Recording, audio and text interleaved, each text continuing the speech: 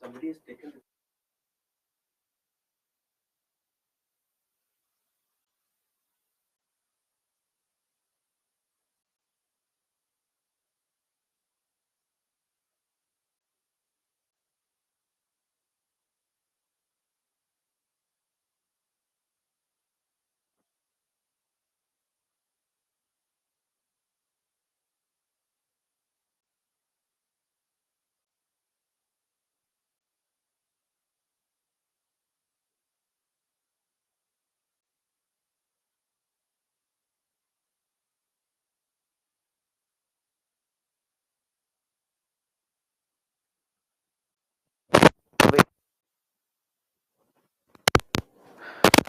Some of you are saying I'm not audible.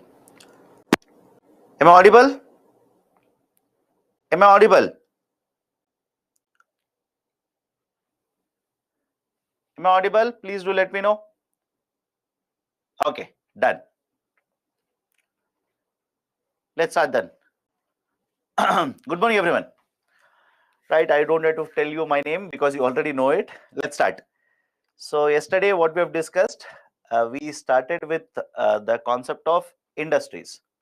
Right, we continue with the idea of a industry and some of the not topics in industries. Right, we have covered day for yesterday. I believe we completed day for yesterday industries. Yesterday we started with planning. Right, concept of planning. What's 5-year plan? Why do we require planning in India? Right, how the planning was introduced? What is the role of the planning commission? What was the composition of planning commission? And then we have discussed the concept of the National Development Council, NDC, National Development Council.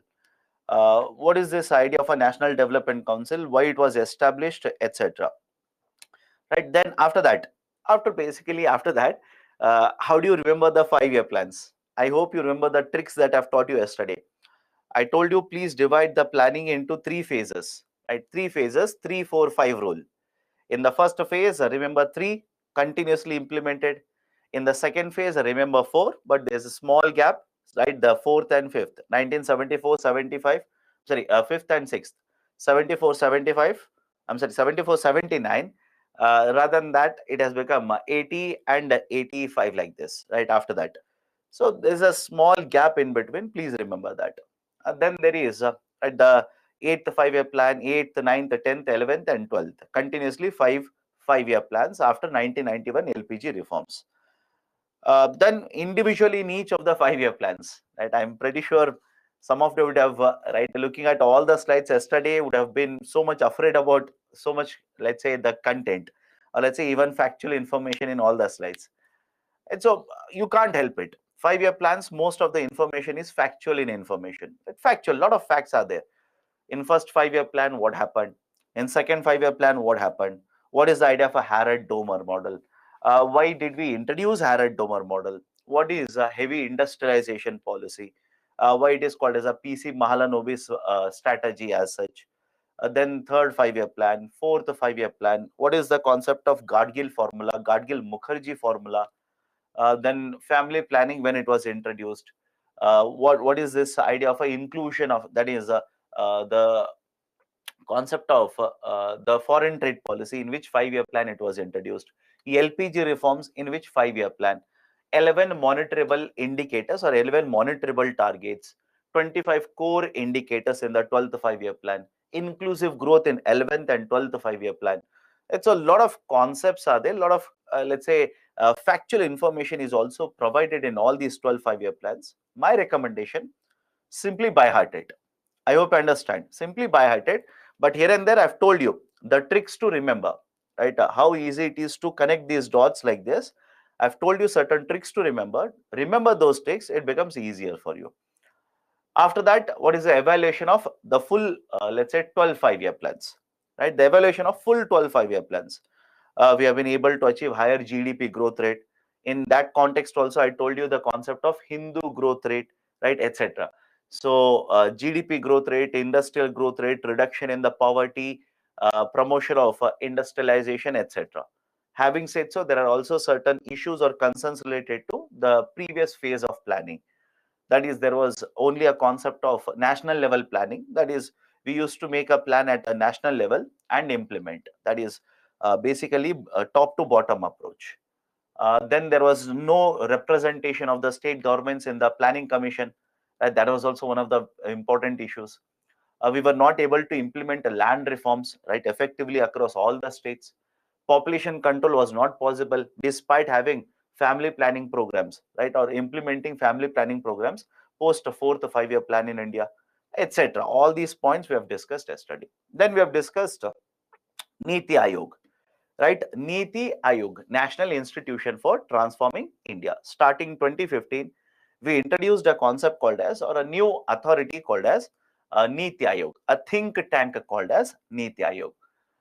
Once we abolished the planning commission, we have one more authority, that is Niti Aayog.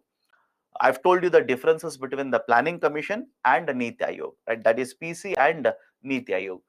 In case of PC, no representation of the states. In Niti Aayog, in case of Niti Aayog, basically you will see there is a representation, right? Within Niti Aayog, there are two very important pillars. One is the permanent council and permanent body, and the second one is basically governing council. In case of governing council, right, basically headed by the chairperson, that's a prime minister, but there is a representation of the states. All the states and union territories are represented in the governing council. So that is one of the very important differences. Second one is the planning commission was responsible for making 5-year plans. Today, Niti Aayog is not responsible for 5-year plans. We do not have 5-year plans in the first place. Planning commission used to follow a top to bottom approach, whereas Niti Aayog says we will follow bottom up approach. From bottom, we'll go towards the upside. That is bottom up approach. Then planning commission had financial powers. Niti Aayog doesn't deal with finances, etc. Then I also have discussed what are the objectives of Niti Aayog, right? How Niti Aayog is very important in case of India. Concept of cooperative federalism, competitive federalism, right, etc. Then what has been the performance of Niti Aayog in the last couple of years? In what areas Niti Aayog has given recommendation to the government? Right, all these are the areas that we have covered yesterday related to planning. Now, questions are left out. Don't worry, the PPT has questions on both industries as well as planning. We'll solve them. Please do not worry. Now, the next chapter that I'll be discussing with you people is investment model. Investment model. Now, what I'll be covering under the investment model? FDI, foreign direct investment. FPI, foreign portfolio investment. SCZ, special economic zones. NIMZ, national investment and manufacturing zones. And PPP, public-private partnership. Now, before you start typing, sir, what is the long form of this, etc., etc., please don't worry. In respective slides, long forms are there. If they are not there, I will write it. Please don't worry. Now, these are the important investment models that we'll be discussing today. And if you have been reading the newspaper as well as even in the lectures, various points of time, we have discussed some of these models. Today, we will have a detailed discussion. For example, if you remember the concept of balance of payments, BOP, balance of payments. I told you, right, in case of balance of payments, the capital account will consist of FDI and EFPI. I have written FII there. Don't worry, I'll connect what is FII. While discussing, let's say, food processing, we have used the term, right, a certain percentage of FDI is allowed in mega food parks. Now, today, let's try and understand what is the meaning of all of this. Now, let's start. Whenever you talk about foreign investments, generally, right, the two very important sources or two very important ways of attracting investments are FDI and FPI. I'll repeat it, right? So have a look at this. The foreign investments are in two forms. That is, one is FDI, second one is FPI. Now, what is the long form FDI? Right? Just give me a second. Let me check whether it is there. Yes, it is there. So have a look at the long form of FDI, foreign direct investment, and the second one is foreign portfolio investment. Sir, what is the meaning of it? Let me explain this. Imagine here a foreign company. Here is a foreign company. Now, this foreign company will come to India and they will invest and set up a manufacturing facility. They will set up a manufacturing facility. One example, a foreign company will come and set up, let's say, a service sector company in India. they will set up a service sector company. Can I give you examples? If you read today's newspapers and those who are having, let's say, update tickers from NDTV, Quint, etc., yesterday would have received an update saying that Apple has opened the first store in India. Apple is about to open its first store, its own store in India. One example. Sir, right, I don't understand what is the meaning of this. I'll give you one more example. All of you heard of the company Volkswagen, VW. All of you heard of the company Volkswagen, or else you have heard of the company Ford, etc. Now, what is happening in case of this? All the examples that I'm giving you right now, these are foreign companies. Point number one, these are foreign companies. And what they have done? They have come to India, they have brought their investments in India, and they are investing in India. And where are they investing? They are investing in creation of physical assets. Done? They're investing in creation of physical assets. For example, Foxconn. Right, for last 2 or 3 weeks, the company Foxconn is there in the newspaper. They have announced a huge amount of investment in one of the southern states. For what purposes? For what purposes they have announced investment? They want to open up a manufacturing facility.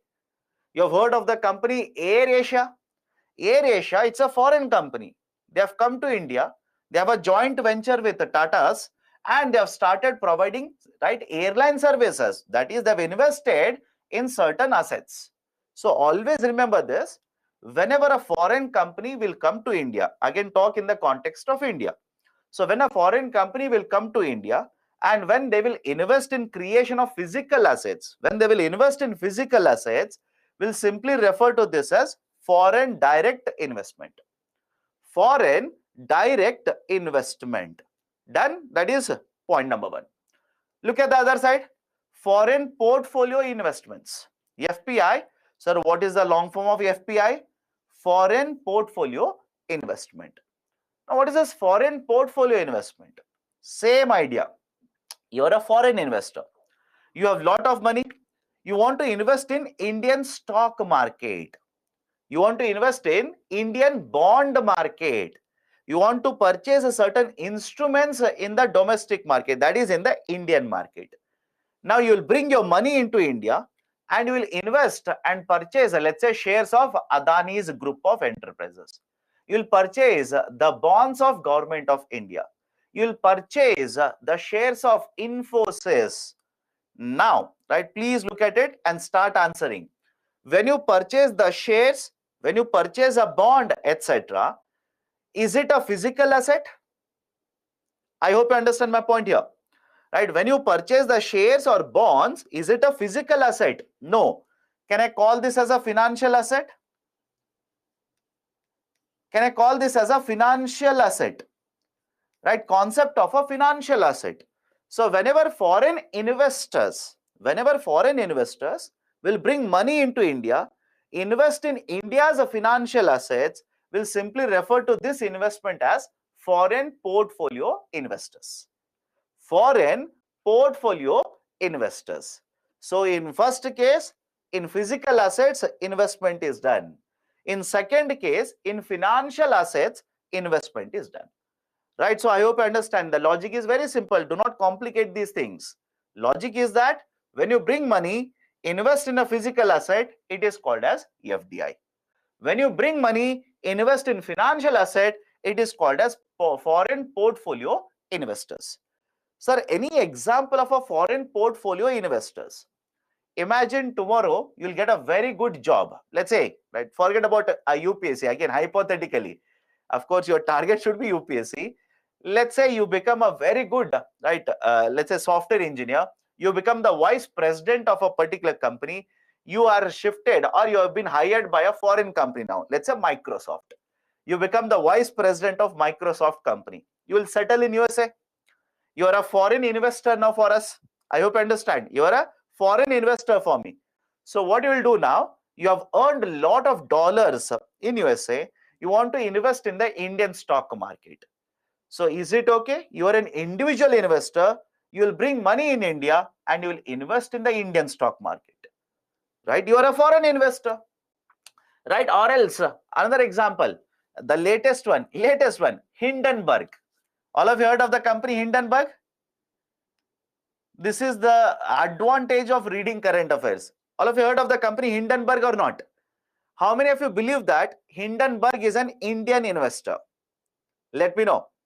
How many of you believe that Hindenburg is an Indian investor? No, it is a US company.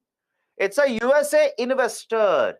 So a USA investor has come to India, purchased the shares of Adani group of companies. So is the logic okay here?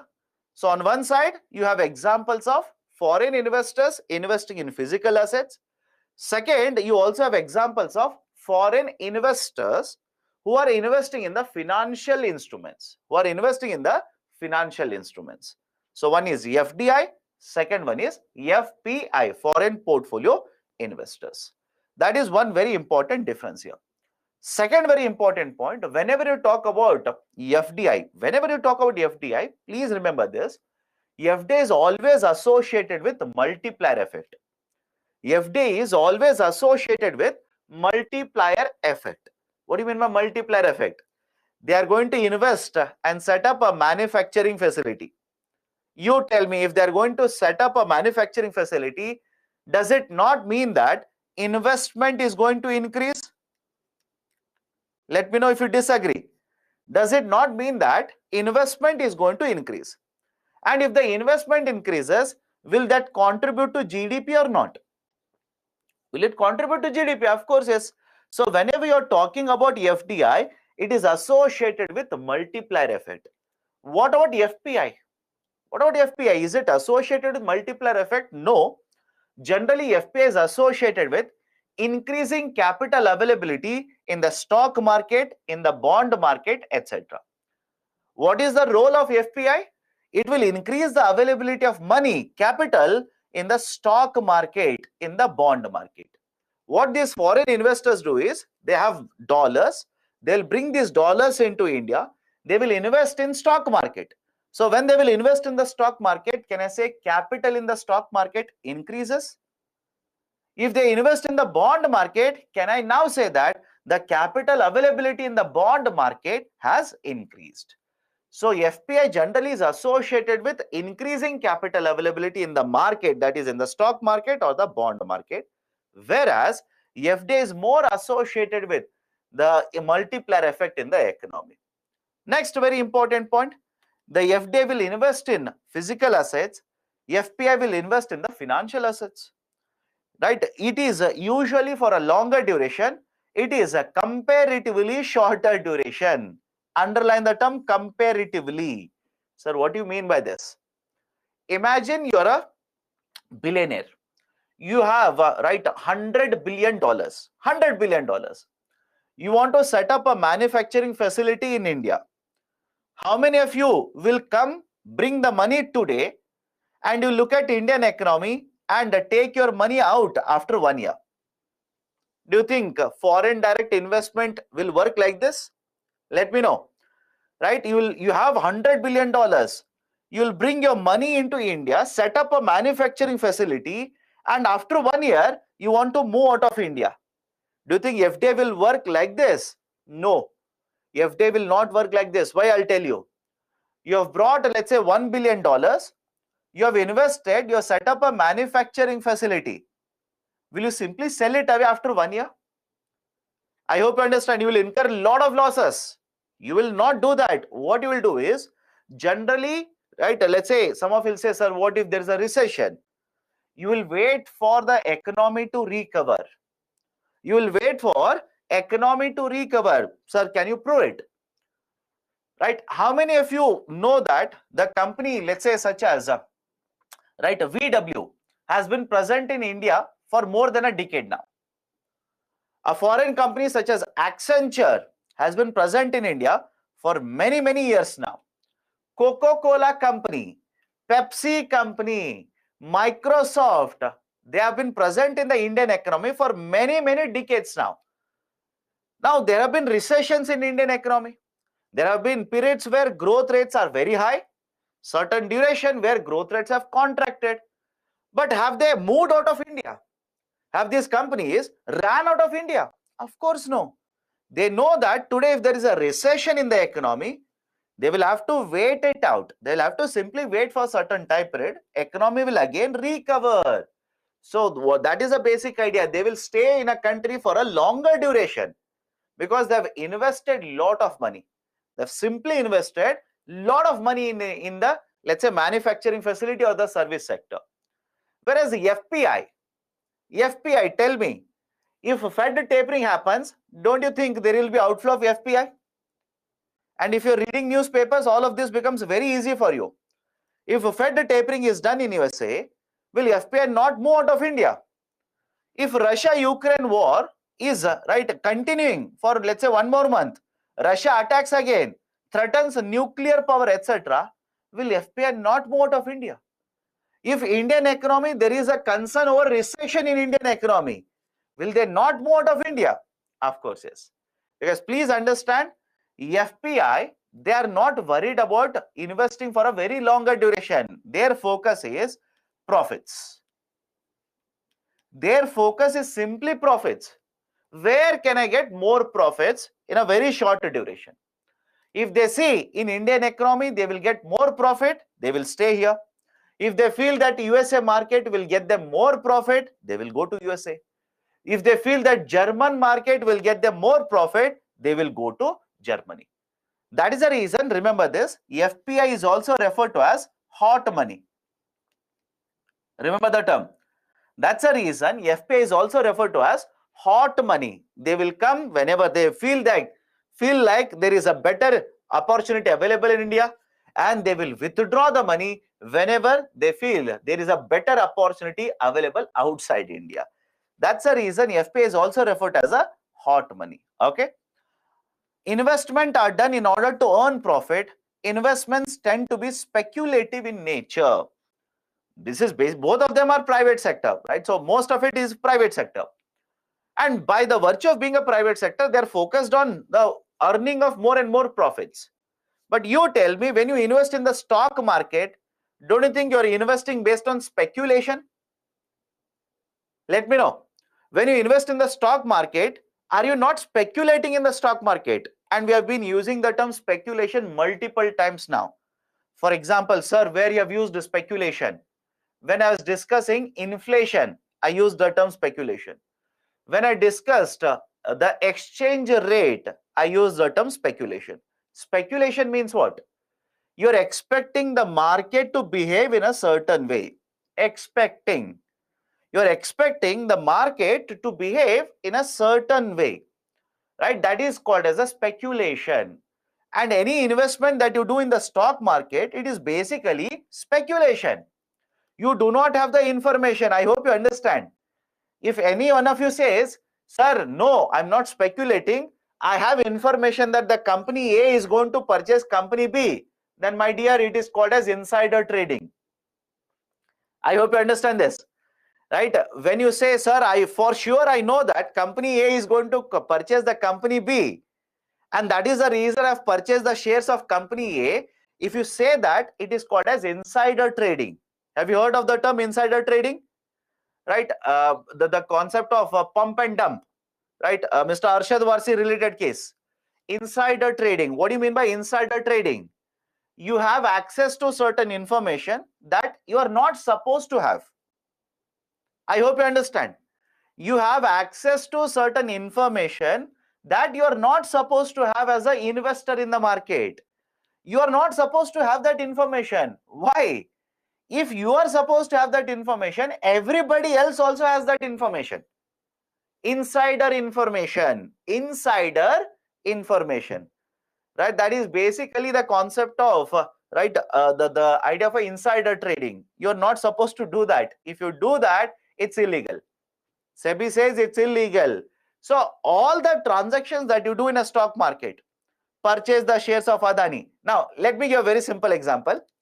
Let me know whether this is making perfect sense to you or not. Tomorrow, Hindenburg, hypothetically, tomorrow, Hindenburg will come out with a report on one more company. I hope you understand. Tomorrow, Hindenburg will come out with a report on one more company. If you are owning the shares of that company, what will you do? Let me know.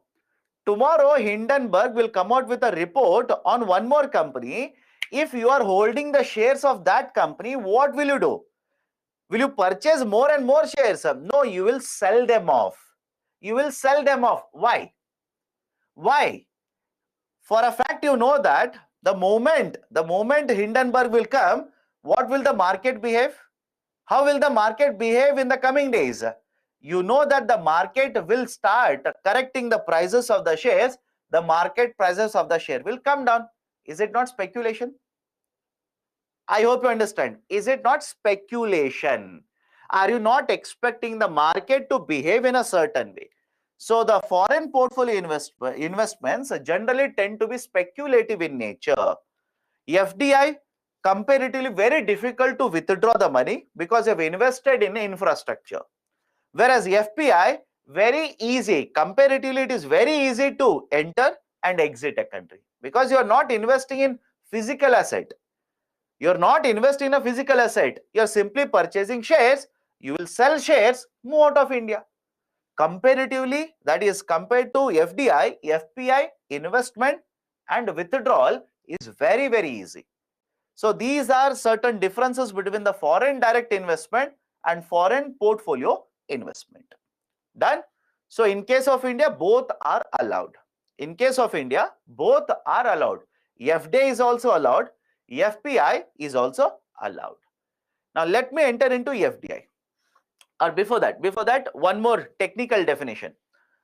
What does Government of India, right, define, or how does Government of India define FDI and FPI? Follow this definition carefully. It's a current affairs concept. Government of India had set up one committee, Arvind Mayram Committee. And based on the recommendations of Arvind Mayram Committee, this is how Government of India will delineate or differentiate between what is FDI and what is FPI. Point number one, whenever you're talking about a listed company, right, please understand this carefully. In case of a listed company, a foreign company will purchase at least 10% of the shares. I'll repeat it again. In a listed company, if the foreign company purchases at least 10% of the shares, underline the term 10%, underline the term shares. Because shares is important, equity is important, because equity will give you ownership. Is the logic okay? Equity will give you ownership. Will the bond purchasing give you ownership? We have discussed all of it. Let me know. You are a foreign investor. You will purchase, let's say, right, bonds of a company. Will the bonds give you ownership? No, bonds will not give you ownership. Baba, right? Some of you are saying yes. I don't know how, right? Because we have discussed all of it, right? Where? In the financial market, nicely divided equity market, bond market, etc. So whenever you purchase, you're a foreign investor, you purchase bond of a company. It is not giving you ownership. But if you purchase shares of the company, it will give you ownership. So always remember this. A foreign investor will bring money into India, purchase at least 10%, own at least 10% of shares in a company, that is classified as FDI. That is classified as FDI. At least 10% in a listed company classified as FDI, foreign direct investment.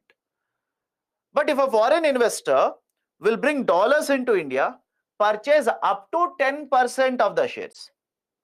Purchase up to 10%. Up to 10% means 9%, 8%, 7.5% of the shares of the company. That is called as FPI, foreign portfolio investment. Foreign portfolio investment. So one is FDI in a listed company, by the way. One is FDI, 10% or more than 10%. If it is up to 10%, it is called as FPI. Now here is one condition. Please follow this. Here is one condition. Imagine you are a foreign investor. Today you will bring dollars, purchase 8% of the shares in a company. You'll purchase 8% of the shares in a company. That is, let's say, listed company. Technically, it is not FDI. It has to be classified as FPI. But government says there is an exception here. I will relax this rule. Why?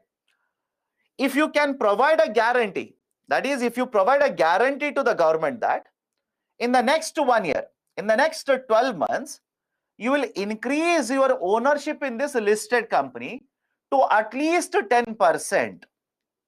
I will repeat it. All these are technical concepts. Remember this. If you bring money and purchase, let's say, less than 10%, then basically it should be classified as FPI. But government says, I will give you an exemption provided you guarantee to me that in the next 12 months, you will increase your ownership from 8% to at least 10%. You will own at least 10% of the shares in the next 1 year. If you can guarantee me that, I will automatically classify you as FDI. Right? This is in case of listed companies. What about unlisted companies? What about unlisted companies? In case of unlisted companies, a foreign investor will bring any amount of money, purchase any amount of ownership. I'll repeat it. In an unlisted company, a foreign investor will bring any amount of money, purchase any amount of ownership. That is called as FDI. That is called as FDI. Now, some of you will ask, sir, why FPI is not there in an unlisted company? You tell me. Are the shares of unlisted company available in the stock market? Let me know. Are the shares of unlisted company available in the stock market? No. I hope you understand. The shares of unlisted company are not available in the stock market. It is not a listed company. Unlisted means what? It is not a listed company. So if it is not there in the stock market, how can you have FPI in case of unlisted companies? I hope you understand, right? So this is basically how Government of India uses the division, or let's say the classification of both FDI and FPI. And this recommendation was given by Arvind Mairam Committee. Arvind Mairam Committee. This is the recommendation given by the committee. Please remember this. Right? So this is the discussion regarding the definition, the idea of FDI and FPI.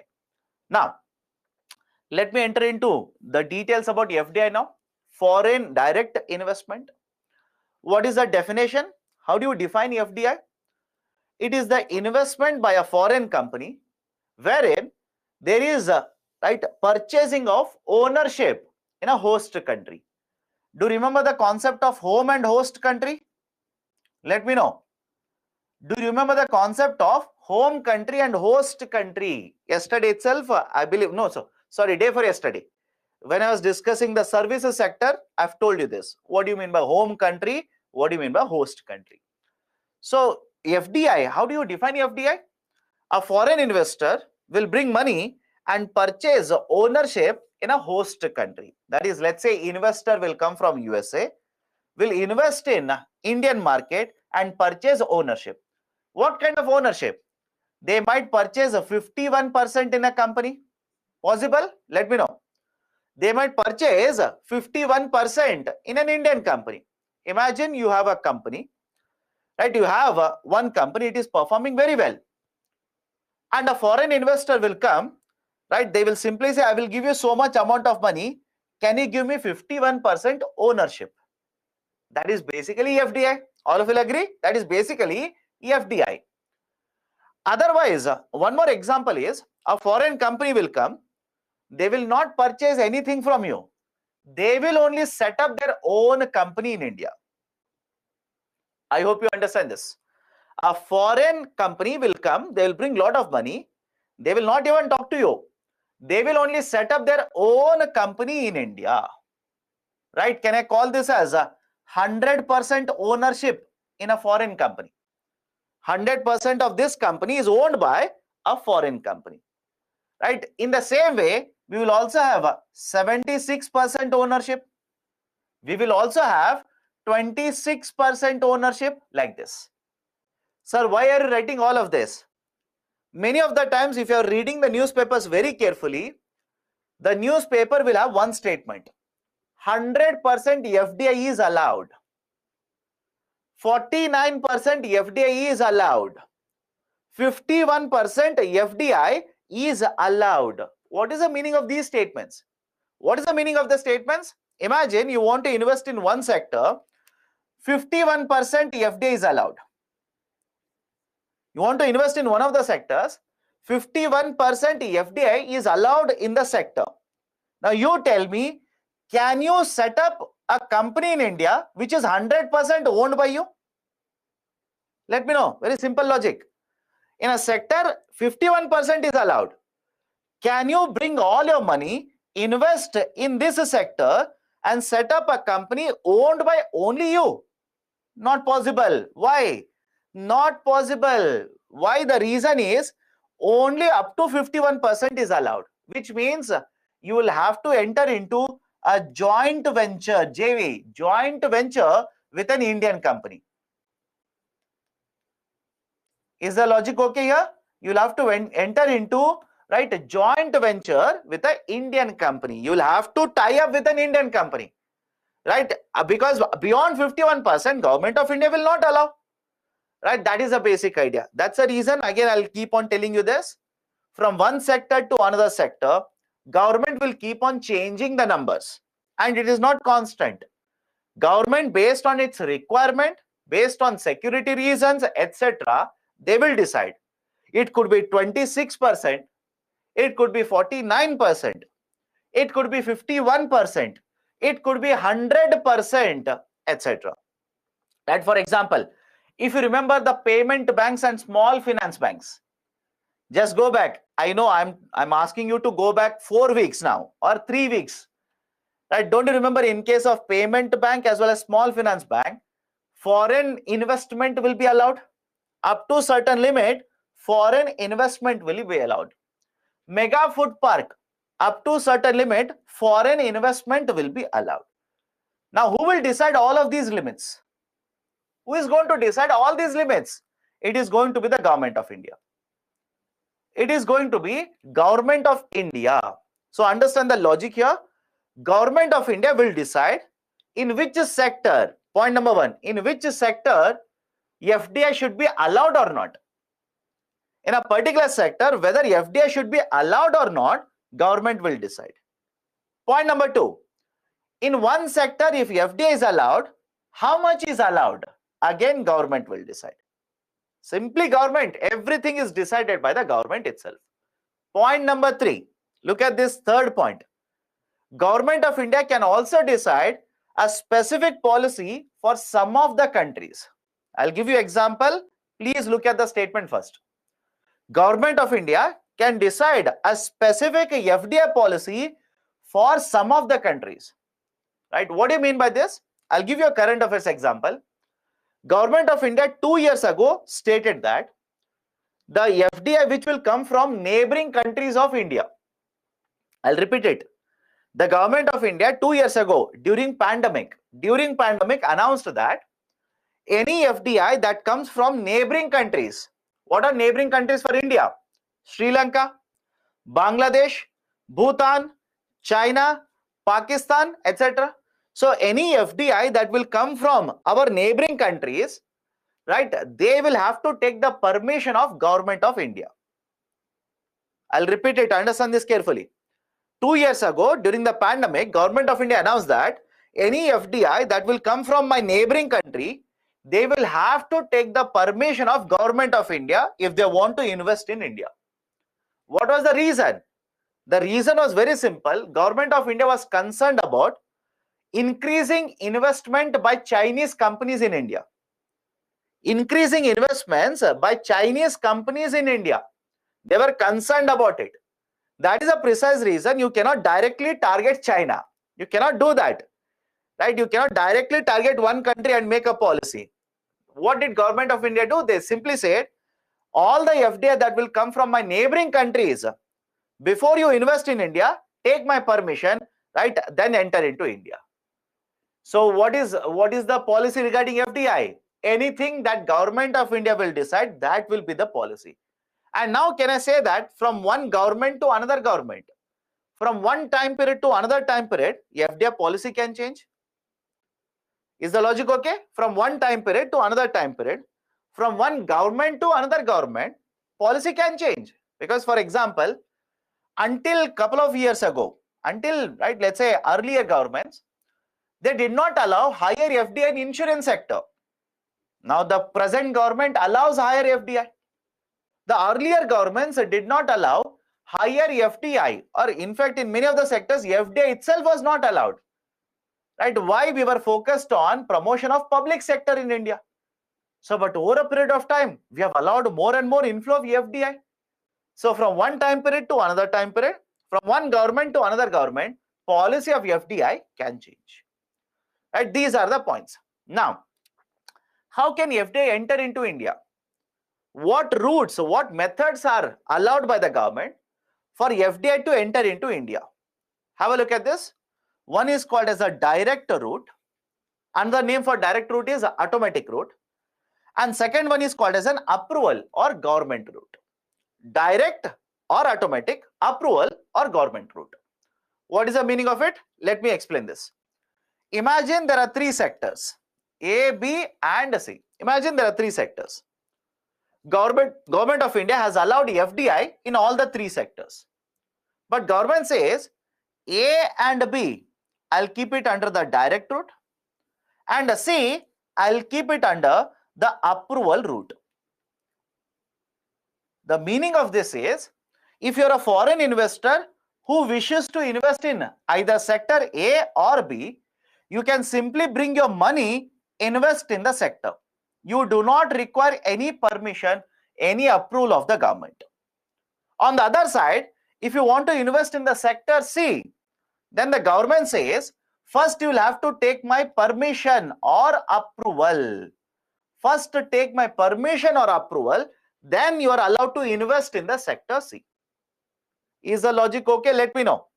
Right? Direct or automatic route means what? Don't take any permission. Bring your money, invest in the sector. Whereas approval route means first take the permission of the government of India, then you will be allowed to invest in the sector. That is called as a direct route and approval route. And today most of the sectors are under the direct route. Today most of the sectors are under the direct route because government says we require a lot of foreign investments to happen. And because I require a lot of investments to happen, I cannot ask the companies to keep on taking permission from me. That will delay the whole process. So what I'll do?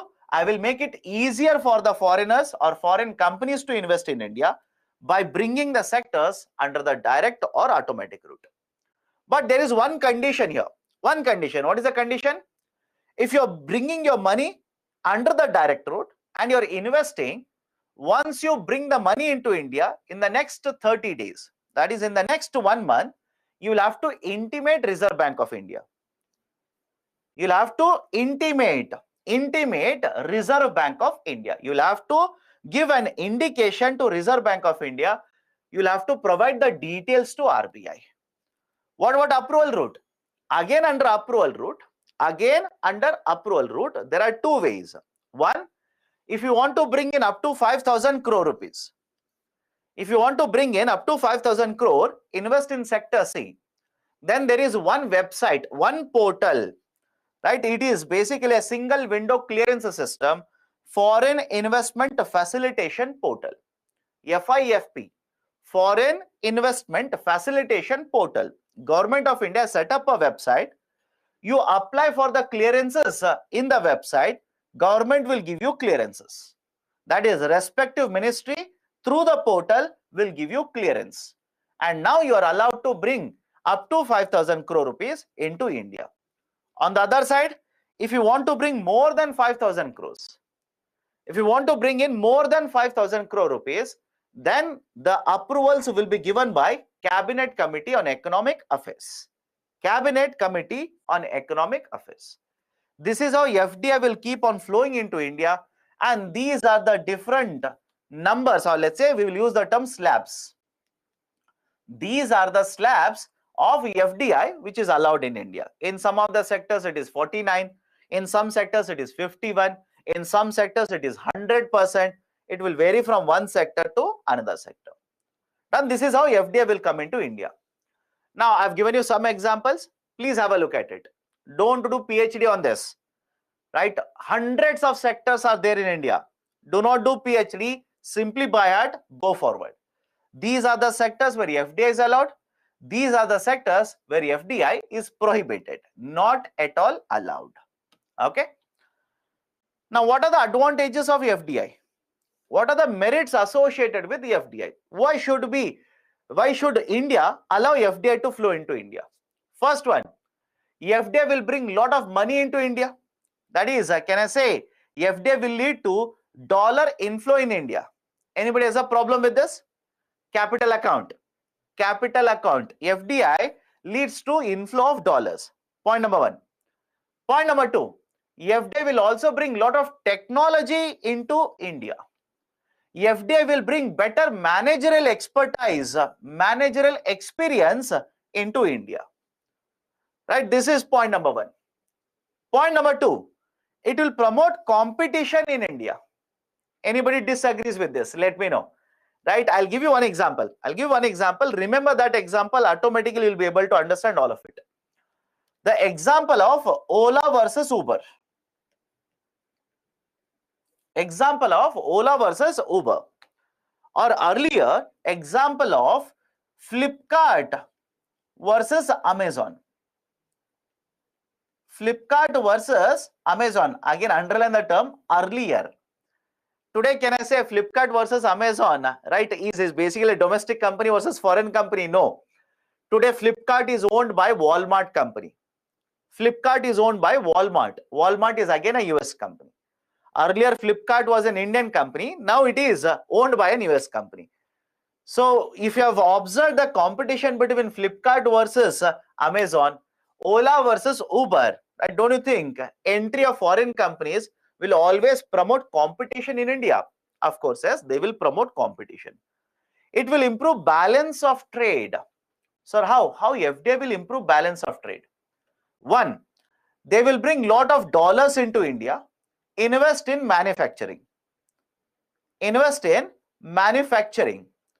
Now, when you promote manufacturing of the product, what will happen to imports of this product? Let me know. What will happen to import of this product?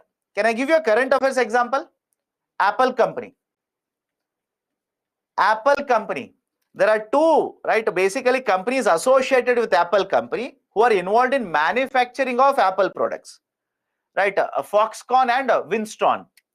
And they have started manufacturing Apple phones in India. And when you basically manufacture these Apple phones in India, what will happen to import of Apple phones? Importing of Apple phones will come down. Rather than importing, can we start exporting it? And it has happened.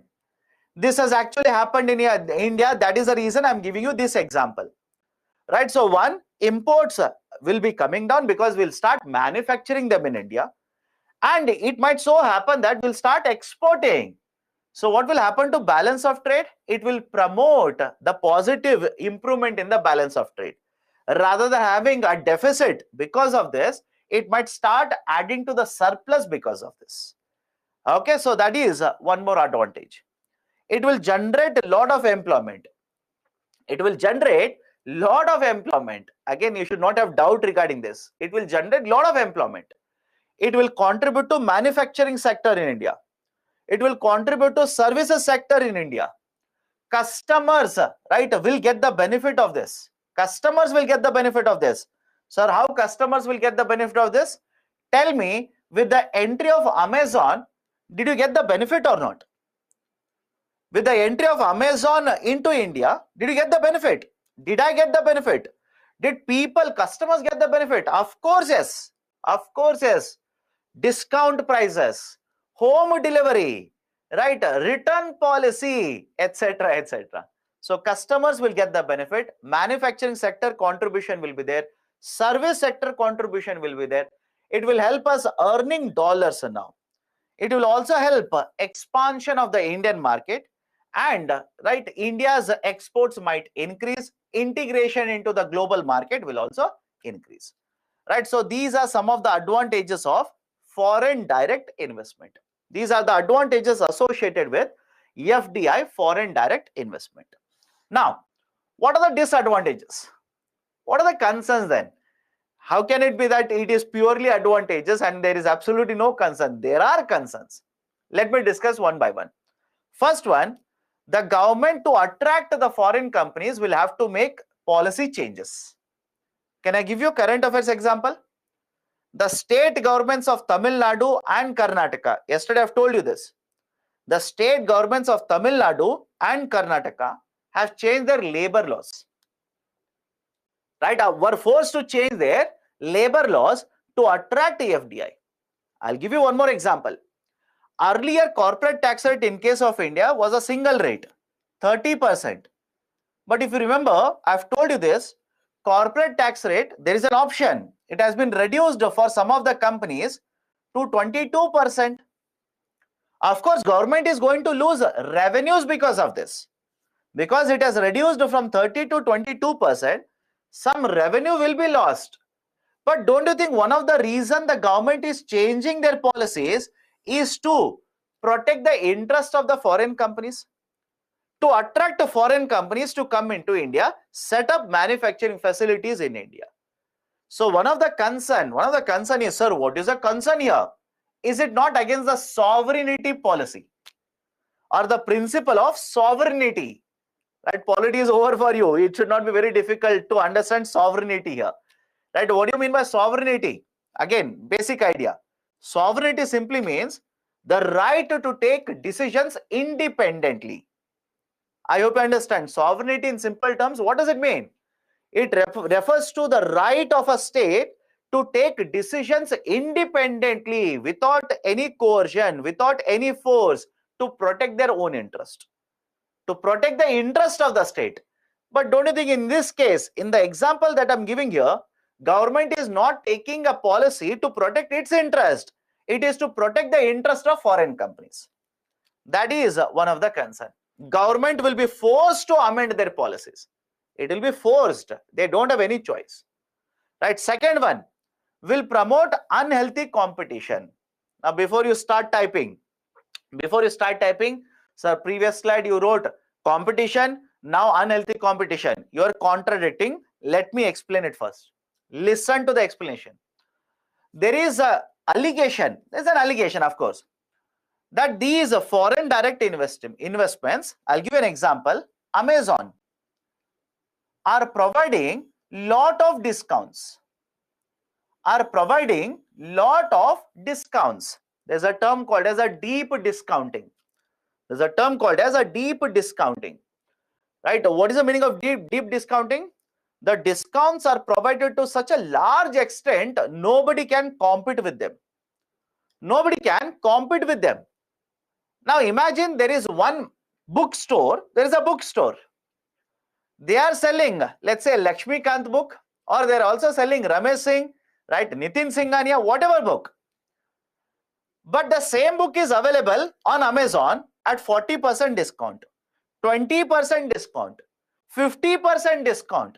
You tell me, will you go to the bookstore and purchase the book, or you will sit in your home worried about the summer, blaming everybody else for pollution, running your AC, open your Amazon app and order the product? Let me know, which one would you prefer? Obviously, most of you will prefer, sir, summer, sir, I don't want to go outside. And some of you will simply say, sir, I'm busy with UPSC preparation, I don't want to go anywhere. So I'll simply open my Amazon app or Flipkart app or whatever app, I'll simply order it from here. Now, if you do that, what will happen to the sales of the bookstore? What do you think will happen to the sales of the bookstore? Sales will go down. Will they be able to compete with Amazon now? No. Many of these stores have been forced to close. I hope you understand. Many of these stores, they have incurred losses. They have been forced to close because of that. And even if you remember it, a decade ago, how many e-commerce companies were there in India? I hope you remember that. Right? How many of you remember how many e-commerce companies were there in India a decade ago, not today? Today, if I ask you how many e-commerce companies, you can simply count them in your fingers. Amazon, Flipkart, Myntra, etc., etc. But decades ago, a decade ago, or let's say 8 or 10 years ago, many e-commerce companies were there. But many of these e-commerce companies were not able to compete with Flipkart, were not able to compete with Amazon. They have been either merged with them, the companies have purchased them, or they have been forced to shut down. So the argument is very simple here. Because of such practices, other competitors will not be able to compete. It will reduce the competition in the market. Can I call this as unhealthy competition? Let me know. Can I call this as unhealthy competition? Right? So this is one more concern here. And some of you might simply say, sir, what is the problem with this? What is the problem with this? Right? Apply it to telecom sector. Just look at the similarity in the telecom sector. If you are a customer, a decade ago, or let's say 15 years ago, you had an option, you had a bouquet of service providers. 8 to 10 companies were there to provide telecom services to you. Today, how many telecom companies are there? Right? Vodafone India is there. You do not know when they will shut down because they are continuously incurring losses. BSNL is there. It is taking the support of government of India almost at the brink of closure, which government will not allow because government owned company.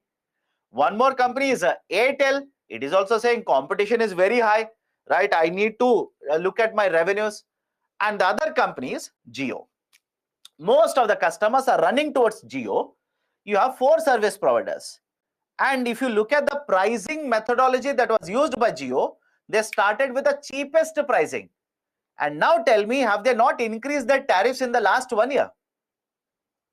Let me know. Have they not increased their tariffs? Has Jio not increased the tariff in the last 1 year? Right? Yes, they have increased the tariff. I have Jio, by the way. Right? Don't say no. I have Jio SIM. Many of you have Jio SIM. Many of you have additional Jio SIM. Right? So in the last 1 year, they've increased tariff. But what is the alternative to you? You let me know what is an alternative to you. You want to shift to Vodafone India? No. You want to shift to BSNL? Who uses BSNL SIM today? Maybe your parents, grandparents are using BSNL. So I hope you understand the logic here. When the number of competitors will come down, right, the options to the customers will also come down. Options to the customers, availability of options will come down. And there will come a point of time, even though they will start increasing the price, you will not have any option but stay with them. Right? That is a concern here. That is simply a concern. Right? For example, sir, you're talking about telecom sector. Right? Any example in e-commerce? Let's say Amazon, Flipkart, only 2 companies. Compared to 10 companies, only 2 companies are there. One of the company will give you offer of 5%, another company will offer you 3%. That's it. Very low discount. Initially, they would give you 60% discount, 40% discount. Now, one company is giving you 5% discount, another gives you 3% discount. But what is the option to you? Even now, you will feel this is a better deal. Rather than going to a store, this is a better deal. But don't you think the options that were available to you have already come down? Right? So that is a problem with respect to promotion of unhealthy competition. Next one, it will lead to regional disparities. Has it happened? Yes. Right, sir, why? Why does it lead to regional disparities? I'll give a very simple example. Imagine one state is there, one state government. Infrastructure in the state is very good. Manufacturing sector is already, right, working very well in the state. Labor laws are very easy for the companies, etc. Compared to one more state. This is state 1 and state 2. Labor laws, right? Let's say other laws of the government, labor availability, right? Infrastructure, all of them are in your favor in the state 1. Now, if you're a foreign investor, will you take your money to the state 1 or state 2? I hope you understand. You're a foreign investor, right? You look at the state 1 and state 2, all of these features are in your favor in the state 1. Will you take your investment to the state 1 or state 2? Of course, you will take your investment to state 1. Can I give you examples? Whenever you divide how much FDI will flow into states in India, you will not be surprised to know that a lot of this FDI will flow to Gujarat, Maharashtra, Karnataka, Tamil Nadu, and Andhra, right? Plus Telangana. Many of you will say, sir, what about Telangana? Telangana. Why? What is the reason? What is the reason? Reason is simple. Labor laws are much more simple in these states. And labor laws are much more simple. These states are already industrialized. Infrastructure is already available. Labor availability is very easy. It is easy to export from these states, because if you look at the states that I gave you examples of, these are coastal states, etc. Now tell me, if a lot of FDI will flow into these states, what about other states then? Don't you think regional disparities which are already present, these regional inequalities will become deeper now? That is the concern. That is the concern. And this is a fact, by the way. This is the fact, by the way. Okay. And next one is issue of taxation. Tax avoidance. Sir, what is this? Transfer pricing. We have discussed the concept of transfer pricing when I was discussing taxation. Transfer pricing will lead to a lot of tax avoidances in India. Are foreign companies, FDIs, known for transfer pricing leading to tax avoidance? Of course, yes. Of course, yes.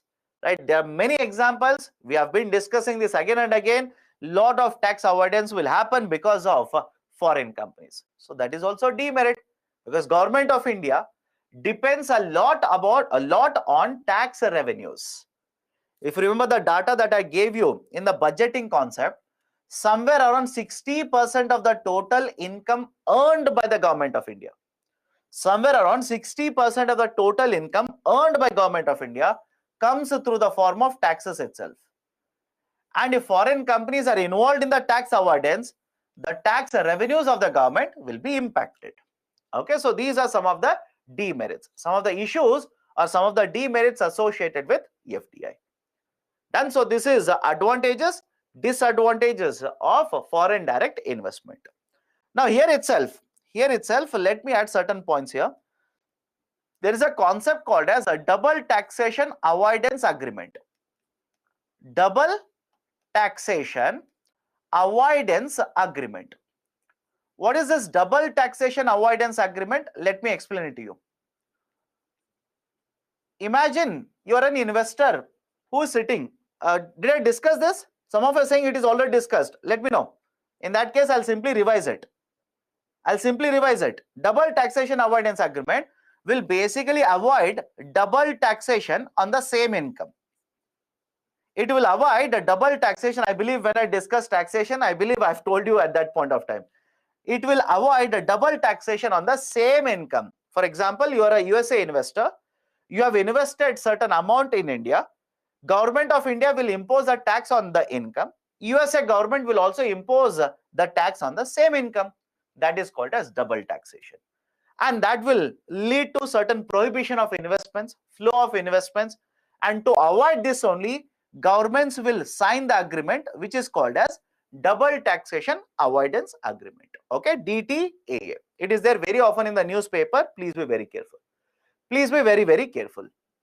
Done. So this is the discussion regarding FDI. Some more points, factual information. India is one of the countries with huge inflow of FDI. Right, sir? What do you mean by this? Whenever host countries, I repeat, whenever host countries are ranked, India will be one of the top 10. In terms of FDI, whenever host countries are ranked like this, India will be in the top 10. And in the top 2, generally you will see USA, China. India will be generally in the rank of 7th, 8th or 9th. But definitely, yes, India is one of the top 10 host countries in terms of FDI.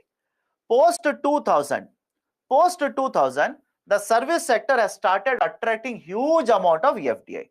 In fact, I've told you this when I discussed industries and services. Singapore and Mauritius are the top 2 FDI sourcing countries, sourcing economies. Meaning what? If you find out how much FDI will come into India and from which country it is coming, generally you will find Singapore and Mauritius in the top. These are the two countries from where FDI will flow into India. So these are certain very important points regarding foreign direct investment. Done. Let me go to the next one here. Or before that, one more concept is the depository receipt. Idea of depository receipt. Now, what is the meaning of depository receipt? Please look at the definition first. I will explain it in some time. Please look at the definition. Depository receipt, it is a financial instrument which represents publicly traded shares issued by a company in a foreign market or offshore market. I have written issued by the company here, but technically speaking, I will tell you the process. Have patience. Technically speaking, it is not the company which literally issues it. It is right, a financial institution such as a bank who will issue these depository receipt. Sir, what do you mean by this? Let's start. Let's start the process here. In case of, let's say, an Indian company, imagine you have an Indian company, you own the Indian company, and you have the shares of the Indian company. You want to sell these or you want to issue these shares in the foreign market. Now, what you have to do? Just like SEBI is the regulator in India. All of you know that SEBI is the regulator.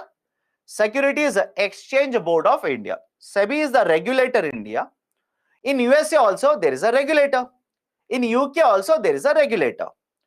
Now, if you want to issue the shares in the foreign market, you will have to go to these regulators, submit a lot of documents. Once they look at the documents, they may or may not give you approval. And if they give you approval, now you will be allowed to list the shares in the foreign market. This is a time-consuming process. I hope you understand. It is a time-consuming process. So what is the alternative here? There is one alternative which is called as a depository receipt. Very, very famous in the international market. Depository receipt. What will happen in a depository receipt? Have a look at this. Imagine your company is XYZ. Rather than issuing shares in USA, I repeat, rather than issuing shares in the USA, in the stock market of USA, you will list instruments which is called as a depository receipt. I hope you understand my statement here. You are not listing your shares there, you are listing the depository receipt. And trust me when I say this, the process that you are supposed to follow to list a depository receipt is very, very comparatively easy. It's very, very easy compared to listing shares in a foreign market. Now, what is the idea? This company XYZ will approach a financial institution, let's say a bank.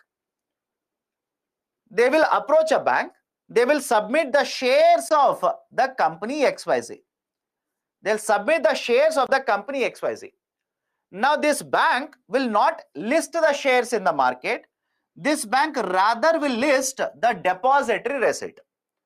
But what is the basic idea of a depository receipt here?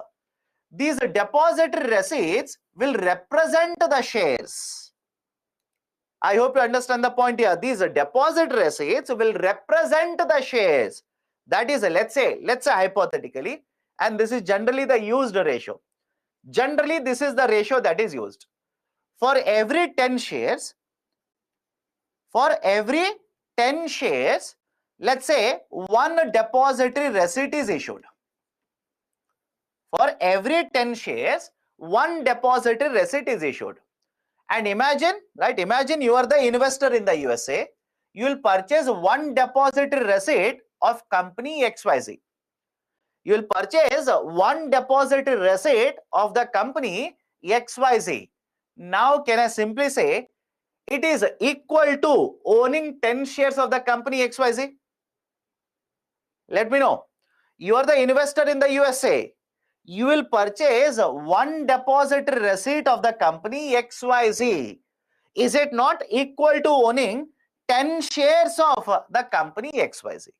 This is a basic idea for depository receipt. DR, depository receipt. Very, very famous in foreign markets, not so much developed in India. Not so much developed in India, but foreign markets in USA, UK, this is a very famous concept. The reason is very simple here.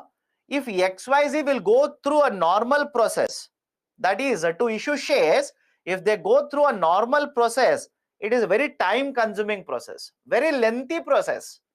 So company XYZ says, no, I don't want to do that. There's a shorter method that is available to me. I will use that method, issue depository receipt.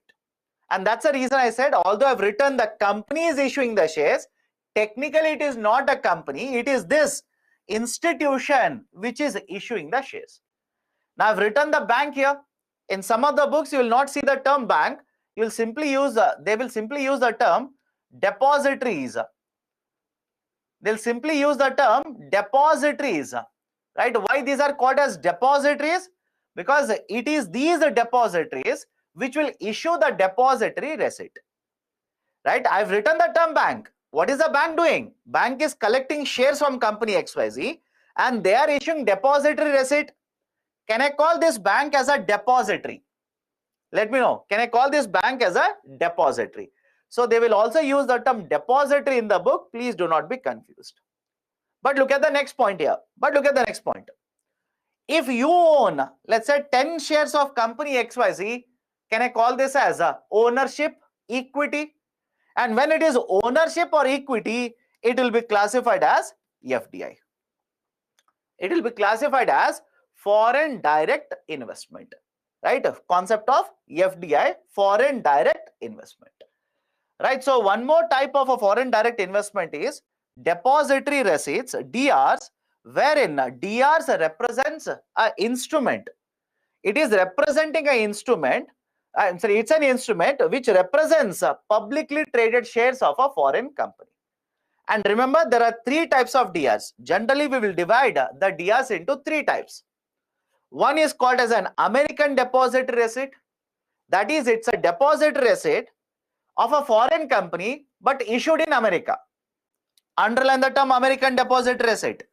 American depository receipt means what?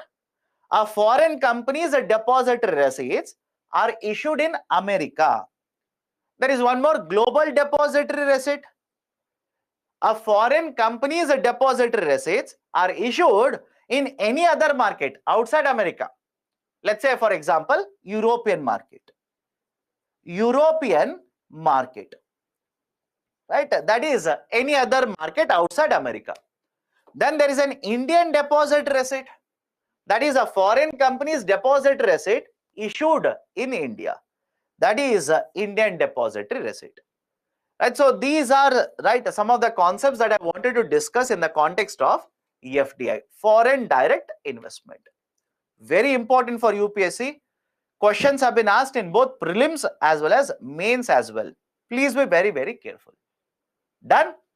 Now let me enter into the next concept here. Foreign portfolio investments. FPI, foreign portfolio investments. What is this idea of a foreign portfolio investment? Understand this point first. First, understand the point. Portfolio means what? Group of investments, collection of investments. Now, whenever you talk about foreign portfolio investments, it is basically non-resident investors. Non-resident means what? Those investments which are coming from outside India. Any problem here? Those investments which are coming from outside India. Non-resident means from outside India. So now, is it okay if I say this? Even FDI is non-resident? Let me know. Even FDI is non-resident. Correct or wrong? Right? You should be very clear, because some of you will believe, because I've written non-resident in context of FPI, you will believe only FPI is non-resident. Of course, no. Even FDI is non-resident, meaning what? It is coming from outside India. But what is happening in case of foreign portfolio investment? These are non-resident investors such as institutions, individuals, etc., who will invest in financial assets. Who will invest in the financial assets? Who will make an investment in the financial assets? That is basically the concept of foreign portfolio investments. Sir, what do you mean by institutions here?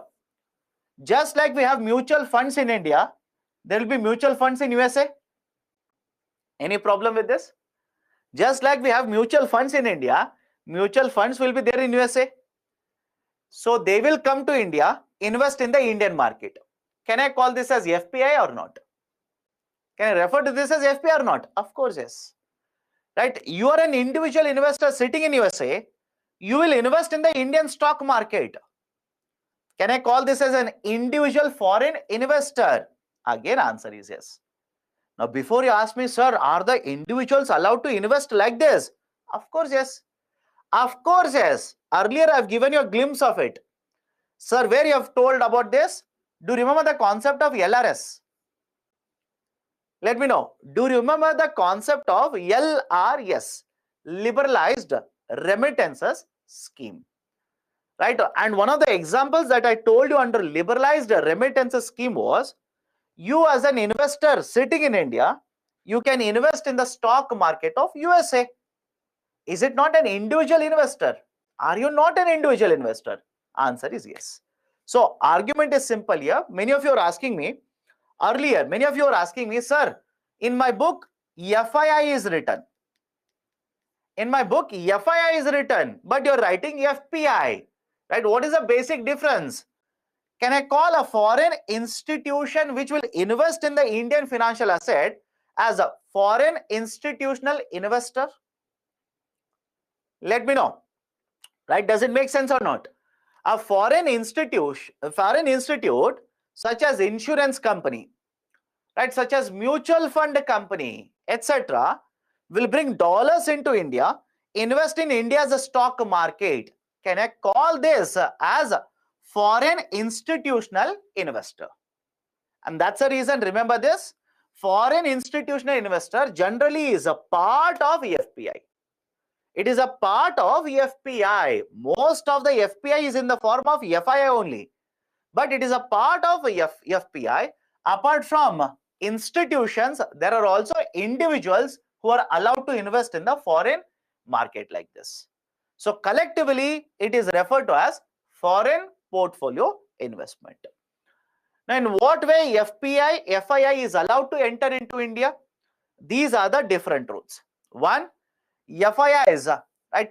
Generally, these are allowed to invest in the Indian market. These are foreign institutions such as mutual funds, pension funds, etc., which will invest in the foreign market. Again, when you say foreign market, imagine this is from USA, they will invest in India. One way. Second and third, technical current affairs. Let me explain both of them. One is called as a fully accessible route. FAR, fully accessible route. Second one is called as voluntary retention route. Fully accessible route. Second one is voluntary retention route. And both are slightly different. Follow the discussion carefully. Now let me start. What is this fully accessible route? Point number one. Point number one, and this is a question to all of you. And you already know the answer. Should there be any limit on foreign investors investing in Indian market? Financial market. I'm not talking about the other market. Financial market. Should there be any limit on these investors in India? Answer should be yes. Simple answer should be yes. Why? If something happens in the international market, if there is uncertainty, if there's a volatility, first thing that these investors will do is take their money, move out of India. Simply take their money, move out of India. Now imagine there is absolutely no limit. There is absolutely no limit. They can bring any amount of money, invest in government bonds. Focus on the bond market. Imagine there is no limit. They can bring any amount of money, invest in the government bonds. Now, if something happens in, let's say, European market, something happens in the Indian market, first thing that you will see is this unlimited amount of money that has come into India will flow out of India. Will simply start going out of India. Now, as a result of this, can I say that there will be volatility? There will be a lot of volatility created in the financial market. as well as forex market. There will be a lot of volatility, right? The bond market can simply crash.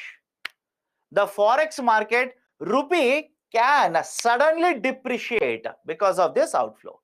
Is it good for Indian economy? Of course no. This kind of volatility or uncertainty is never good for the Indian economy. Why? I'll tell you. It will create a panic in the market. I hope you understand this. It will simply create a panic in the market, and panic is never good for the market. For example, let me give you a basic idea here. Imagine you have shares of a particular company. And right, there is a report which is adverse on this company. That is, let's say, Hindenburg. I hope you understand Hindenburg. Many of the investors may or may not understand what is the report all about. I hope you understand this. I'm taking a current affairs example so that you quickly understand. You may or may not know what is the report all about. But is it okay if I say there is already a panic which has been created in the market? There is a panic which has been created in the market. Right? The investors, without reading the report, without knowing what is the actual situation, they will start selling because there is already a panic. Everybody is selling, let me also sell. I hope you understand, right? Which is counter to the market principle. What is the market principle? Market says buy when the price is low, sell when the prices are high. But what you will end up doing? Because there's a panic, what you will end up doing? You would have purchased at 100 rupee. When everybody is selling, market prices would have crashed to 80 rupees. You will sell it at 80. Right? So that is the panic. That is a panic, and it will create much more volatility in the market. So argument is simple here. The foreign investors, they are bringing money into India, but we cannot allow them without any conditions, without any restrictions to invest in especially bond market. Otherwise, it will create uncertainty. Panic will be created in the market. So what we have done is we have imposed regulations. Now tell me, if you have imposed the regulations, will it not restrict the inflow of dollars into India? Look at the problem. You want to control volatility, so you have imposed a restriction. But because of these restrictions, will it not restrict, will it not reduce the amount of dollar inflow into India? Of course, it will have an impact. So what RBI has done now is, right? What RBI has done now is, let me try to address it. Let me try to balance both of it. That is, I will continue with restrictions, but I will provide certain relaxations so that dollars will come into India. Because imagine there are three investors, A, B, C. All the three investors are foreign investors. And you're one of them, let's say A. You are basically saying, sir, whatever is the situation in India, I want to stay in India for long duration. Unlike other investors in the stock market, I don't want to keep on withdrawing my money. I have very good confidence in the Indian market. I want to invest for a longer duration in, let's say, corporate bond market. I want to invest for a longer duration in the government bonds, because government bonds are very safe. I know that. But what RBI says, RBI cannot distinguish you. I hope you understand. RBI cannot simply identify you. RBI simply says nothing doing. There is a restriction applicable to all the foreign investors. You are also one of them. But what now RBI does is, they will try to identify these kind of investors. And right, understand this, because these kind of investors are stable investors. They will bring stability. For example, if you are a kind of investor who is going to invest, let's say, for at least 5 years in India, let me know, should we provide certain relaxation to you or not? Think of this. You are an investor in the financial market. You want to invest in the bond market, but you want to stay in India for 5 years. You want to stay in India for 3 years. Should I treat you the same way like I treat every other investor, foreign investor? Does it make sense to you? Let me know. You're the RBI governor, right? And I'm coming to you and I'm saying, sir, I want to invest in India for 3 years. Guarantee 3 years, I will keep my dollars in India. 5 years, guarantee I'll keep my dollars in India. Should you treat me just like any other investor? No. If I'm going to bring dollars for 5 years, for 3 years, for 4 years, don't you think certain relaxation should be provided to me? Right? Does it make sense or not? Of course, it will make a lot of sense. Because other investor might bring dollar today, tomorrow they can withdraw. They will bring dollars today, after 2 days, after 1 week, after 1 month, they can withdraw. But if you provide relaxation to them, they'll create volatility. You do not want to give that relaxation to them, but you will give those relaxations to me. That is basically the concept of fully accessible route and voluntary retention route. I hope you understand FAR and VRR. Let's start. What is FAR? Fully accessible route. Certain government bonds have been identified. Certain government bonds have been identified. Please understand the differences right now. Government bonds have been identified. For example, 5-year government bonds, 10-year government bonds, and 30-year government bonds. Now, I said generally whenever the foreign investors will bring dollars and want to invest in the bond market, restrictions are applicable. RBI now says on these government bonds, restrictions will not be applicable. If you are going to bring money into India and you want to invest in these government bonds, I will not impose any restriction. You bring your dollars, invest on these government bonds. Now, some of you might be saying, sir, why government bonds are covered here? What if they start withdrawing? Point number 1, these are government bonds. Does it not mean the foreign investor will have high safety in this? Let me know. Right? These are government bonds. Does it not mean that the foreign investor will have very, very high safety here? It's not a corporate, it's a government bond. Point number 2, right? Don't you think the coupon rate that is provided on a government bond in India, it is higher than the coupon rate that they can get on other government bonds across the developed countries? That is, in case of India, government offers a higher coupon rate because government of India borrows more money. It is a developing country. They will have to offer a higher coupon rate compared to, let's say, other countries, developed countries, coupon rate on government bonds. So because of this, because these are very safe, coupon rates are comparatively higher, you will be able to attract foreign investors in the fully accessible route. Is it okay? You will be able to attract, right, the foreign investors under the FAR fully accessible route. Any problem with this? Let me know. You'll be able to attract a lot of investments under the fully accessible route. And some of you might simply say, sir, right, if recession happens, etc., etc.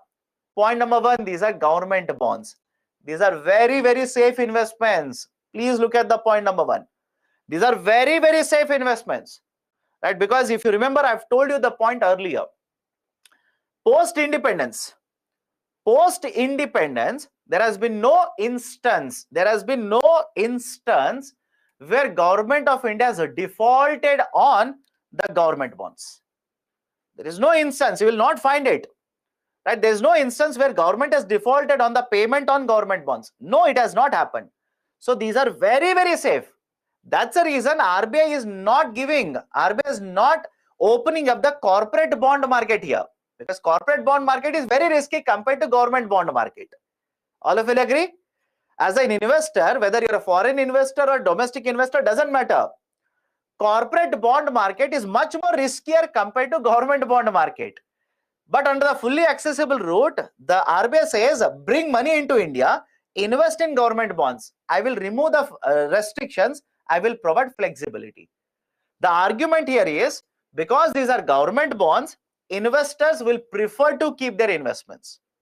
They will prefer to keep their investments because safety is very high and coupon rate is higher here. Okay, that is one advantage or one route called as a fully accessible route. Next one, voluntary retention route. Understand the second point carefully. VRR, voluntary retention route. Under the voluntary retention route, RBI allows the foreign investors to invest in a corporate bond market as well as government bond market. RBI will allow foreign investors to invest in a corporate bond market as well as the government bond market. But there is one condition here. Please remember this. There is one condition. What is the condition? The foreign investor who wants to get the flexibility, who wants the RBI to remove the restriction, the foreign investor will have to keep their money, at least 75% of their money in India for at least 3 years. I'll repeat the statement here.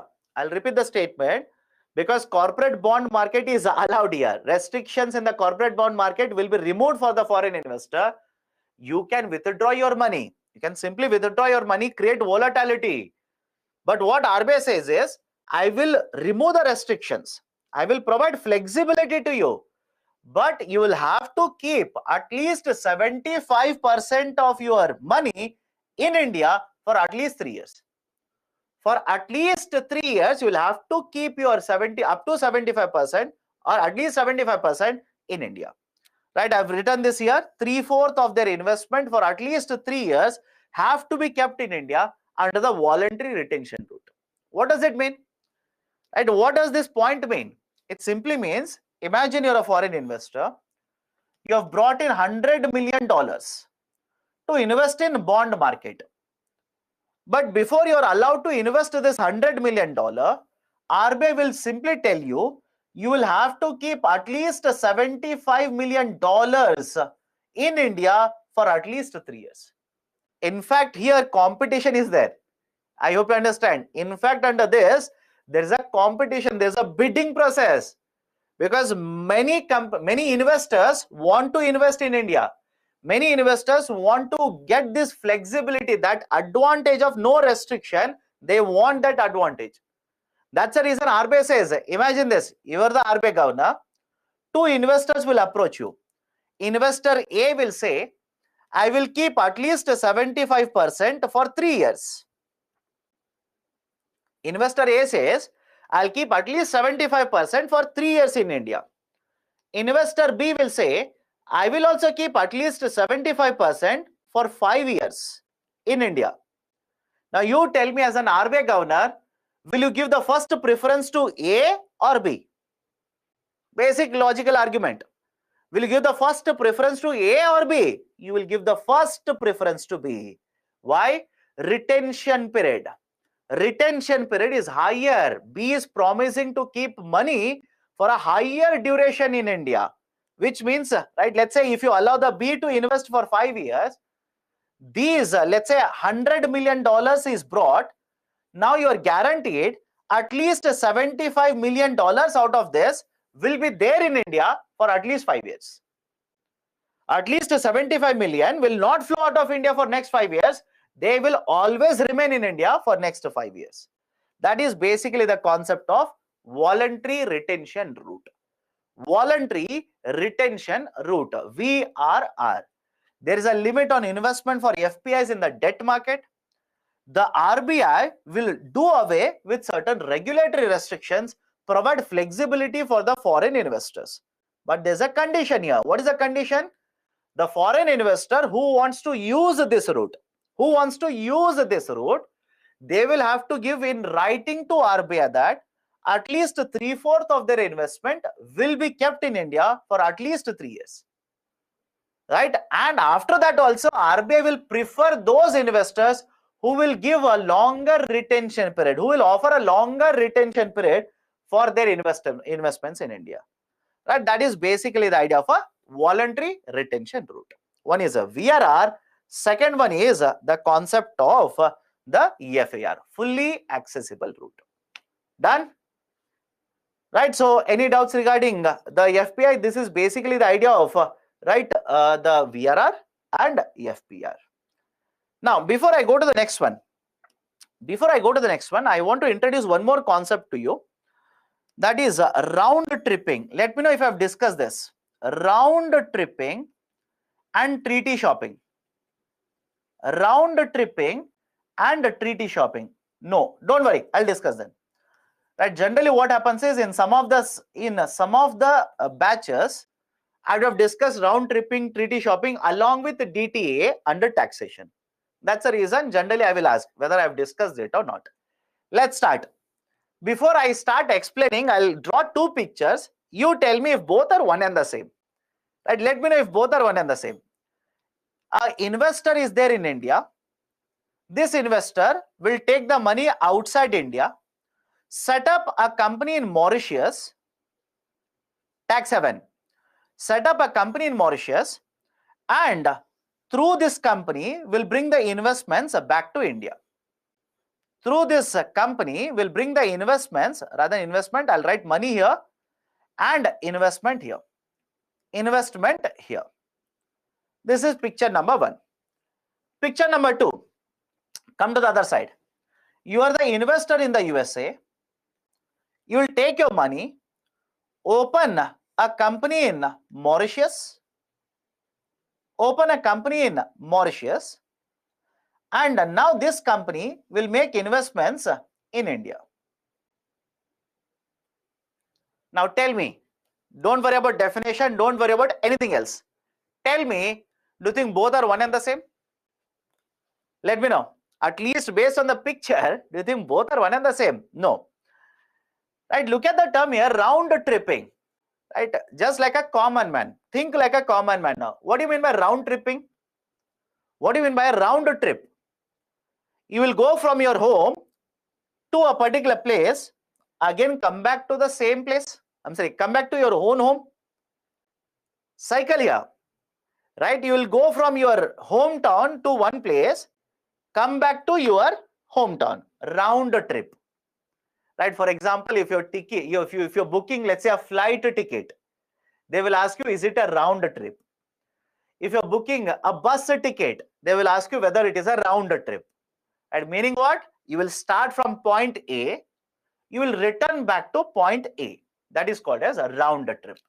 What is happening in the first example? The money is starting from India, and again the money is coming back to India in the form of investment. That is a round tripping. Why you will do, how you will do, I'll explain it. Have patience. Second case, treaty shopping. The money is starting from USA, it is going to a tax haven, then from the tax haven entering into India. Right, the investments are coming to India, and that is a treaty shopping. Now let's start. Sir, why will we do this? It is perfectly allowed. It is allowed. Right, in case of India, it is allowed. You are allowed to take your money outside India. You are allowed to open, right, investments or let's say companies outside India. It is allowed, by the way. Can I give you a current affairs example? Adani Enterprises. If you have read about, let's say, the Hindenburg report, one of the issues that they have raised is Adani Enterprises is actually round tripping. Right, now again, it can be done in a legal way also, it can be done in illegal way also. Right, illegally how? Money laundering. Have you heard of the term money laundering? And again, do not complicate all of this. Right, money laundering. What do you mean by money laundering? Through various processes, you are converting your black money into white money. Through various processes, you are converting your black money into white money. Laundering. Laundering means cleaning. Right? Whenever you will convert your white money into black money into white money, it is called as money laundering. So imagine, here is an investor. This investor has huge amount of black money. He has a huge amount of black money. If the investor will make the investment directly into the market, if this investor will directly invest into the Indian market, is there a concern about tax officials? Is there a concern that a tax department or the tax department one fine day will raid the home, ask for the proof of the investment, ask for the proof of income generation, etc. But rather than that, what you will do is you will use illegal methods, money laundering. You will take your money outside India, set up an investment company in Mauritius. And trust me, it is very easy to set up company in Mauritius. You will set up a company in Mauritius, and from Mauritius, you will bring your investment back to India, invest in India. Now you will earn a profit, right? And let's say hypothetically, as per the double taxation avoidance agreement, on this profit that you are earning, on this income you are earning, you will have to pay taxes in Mauritius. And let's say Mauritius government says 0% tax on this. Tell me, have you not converted your black money into white money now or not? I hope you understand. What you have done? Through illegal methods, you have brought your money outside India. You will set up one more company in Mauritius. From Mauritius, you will invest in India. And there is an agreement between India and Mauritius. And that's the reason many people will use Mauritius route, Singapore route, Mauritius route, etc. Right? Why do they use Singapore and Mauritius route? These are one, tax havens. Tax rates are negligible. Many of them have 0% rate. And a very, very simple process to set up companies or shell companies in such tax havens. So what you have done? You have brought money from India to, right, let's say Mauritius. From Mauritius, you have invested back into India. And because of this agreement, now you are paying taxes in Mauritius, and Mauritius says a 0% tax rate. Are you not enjoying the advantage of a tax break there? Have you not converted your black money into white money? This is called as a round tripping. Then there is one more concept, treaty shopping. Right? What happens in a treaty shopping? Imagine you are an investor in USA. You are the investor in USA. You want to invest in Indian market. You want to invest in the Indian market. Now let's say there's a double taxation avoidance agreement between USA and India. And as per this particular double taxation avoidance agreement, tax rate is let's say 15%. DTA is there. Which country imposes the tax? Don't worry. But the tax rate applicable on your income is 15%. Now, right, you will look at a new system. You will use a new system where you will route your investment from USA through Mauritius into India. You will ask me, sir, why? Why am I routing it? Imagine this number. There is a double taxation avoidance agreement between Mauritius and India, and as a result of this, tax rate on your income is 0%. Tax rate on your income that you have earned in India is 0%. Now tell me, you are the USA investor, what makes more sense to you? Directly investing from the USA to India, or routing your investments from USA to Mauritius then to India? What makes more sense to you? As an investor, which is preferable to you? Most of you will choose the Mauritius route. Most of you will choose Mauritius route. Why? Simple. Tax rate. Tax rate is 0%. Would you want to pay taxes at 15% or 0%? You would ask me, sir, what is taxes in the first case? Right? Because you have forgotten what is taxation. Basically, you will enjoy the benefit of 0% tax rate. I hope you understand. You will enjoy the benefit of 0% tax rate. Sir, will there be a DTA? Of course, yes. There will be a DTA between USA as well as Mauritius. Mauritius is a tax haven. I hope you understand. Singapore, Mauritius, Panama. Have you heard of this or not? Panama, Cayman Islands. All these are tax havens. And these generally end up having these DTAs, wherein, right, the taxes generally are imposed and collected in these tax havens. And these are negligible. 0%, 1%, 2%. I'll give an example. In Mauritius, have a look at this. The long-term capital gains tax rate is 0%. In Mauritius, the long-term capital gains tax is 0%. It's 0%. Right? So don't you think if an investor will route their investment from Mauritius into India, they will try to hold it for a longer duration as per the long-term, short-term division. They will try to hold it for a longer duration, right? It will become long-term capital gains. And how much taxes will they pay to Mauritius government? 0%. They'll pay 0%. right? So that is basically the idea for round tripping and treaty shopping. Round tripping and treaty shopping, both are different. And one more point I just want to tell you. I've given a very simplified version of it. Simplified version means what? In the example one, the money started from India, went to Mauritius, came back to India. It may not be so simple. I hope you understand. It may not be so simple. Why? From India, it will move to Mauritius, Mauritius to, let's say, Switzerland, Switzerland to, let's say, Panama, Panama to Cayman Island, Cayman Island to India. Is it round tripping? Let me know.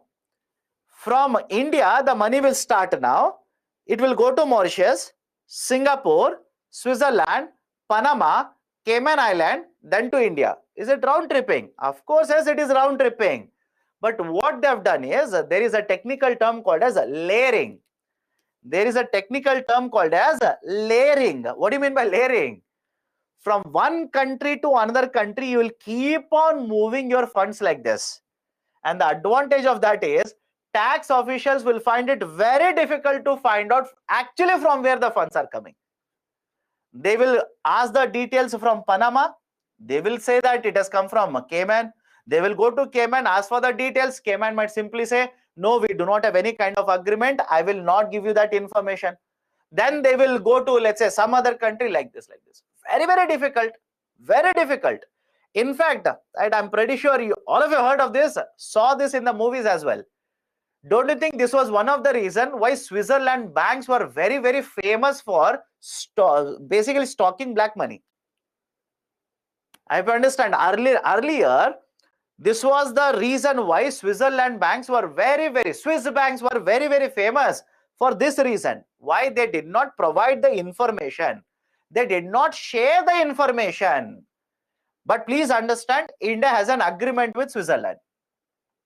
I hope you understand. India has an agreement with Switzerland, right? And now they will have to provide the details. They will have to provide the details. Okay, that's the reason nowadays Swiss accounts are not very famous.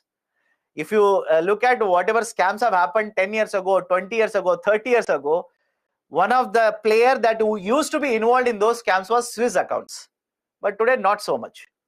Okay, anyways, this is a basic idea for round tripping and treaty shopping. Next is the concept of special economic zones. Yes, easy is special economic zones. Right now, what is a special economic zone? Right, understand the logic here. Imagine you're a manufacturer.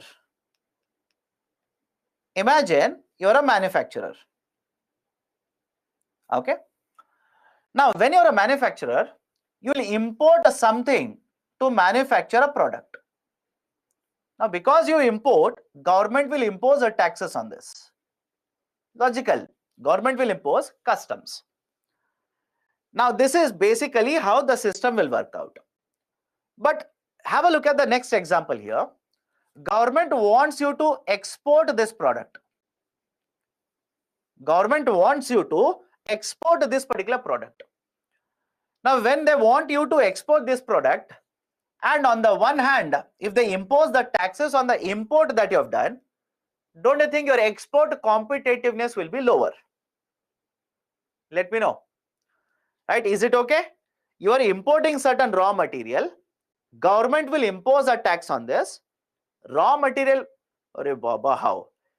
Right? Basically, if you keep on forgetting everything that you have learned in the past, then it becomes very difficult. Trust me, you are supposed to write exams next year, and what you have learned in the last 2 weeks, you have forgotten.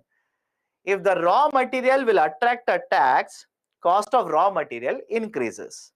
As a result of this, the manufacturing cost increases. Right? The product will become costlier, export competitiveness will come down. So what has the government of India done now? They've identified certain regions. Understand this. They've identified certain regions. We will call those regions as special economic zones. And you are a manufacturer. You set up your manufacturing facility in this area, in this zone. Then government will provide you a lot of exemptions. What kind of exemption? I'll tell you. Government will provide you a lot of exemptions to make your exports very, very competitive. Sir, how? How will the government make my exports very competitive? Take the same example. Until now, you were a manufacturer who was present outside SCZ and you imported a raw material to manufacture this marker. Tax was applicable. You paid certain customs duties. Now you will replace, you will basically move from the area that outside SCZ, you will move your manufacturing into SCZ. You will move your manufacturing within the SEZ, Special Economic Zone. Now government says, import the raw material, do not pay any taxes. Import the raw material, but do not pay any taxes on the raw material. You tell me, will your cost of production come down or not? Let me know. Will the cost of production come down or not? Yes, it will come down. If your cost of production come down, what will happen to the market price? Again come down. And if the market price will come down, what will happen to export competitiveness? Export competitiveness will increase. Agreed? Export competitiveness will increase. This is how Government of India, through the concept of special economic zones, will promote exports from India. It is applicable to services sector. It is applicable to manufacturing sector. Now, let me ask you a very simple question. You are producing this marker within the SCZ. Should you be allowed to sell this product in India? Let me know. Should I allow you to sell this product in the rest of India? Right? Because whenever you talk about SCZ, remember this. This is how the SCZ concept is discussed. If this region is called as SCZ, if this is the region which is called as Special Economic Zone, can I call the remaining region as the rest of India? Let me know. If this is your SCZ, can I call this other part as a rest of India? Rather than using the term rest of India, we'll simply use the term domestic tariff area. Remember the names now? This region is called as domestic tariff area. DTA, domestic tariff area. Now, generally, whenever you are set up in the SCZ, you will get a lot of exemptions like this. Government will not allow you to sell in the domestic tariff area.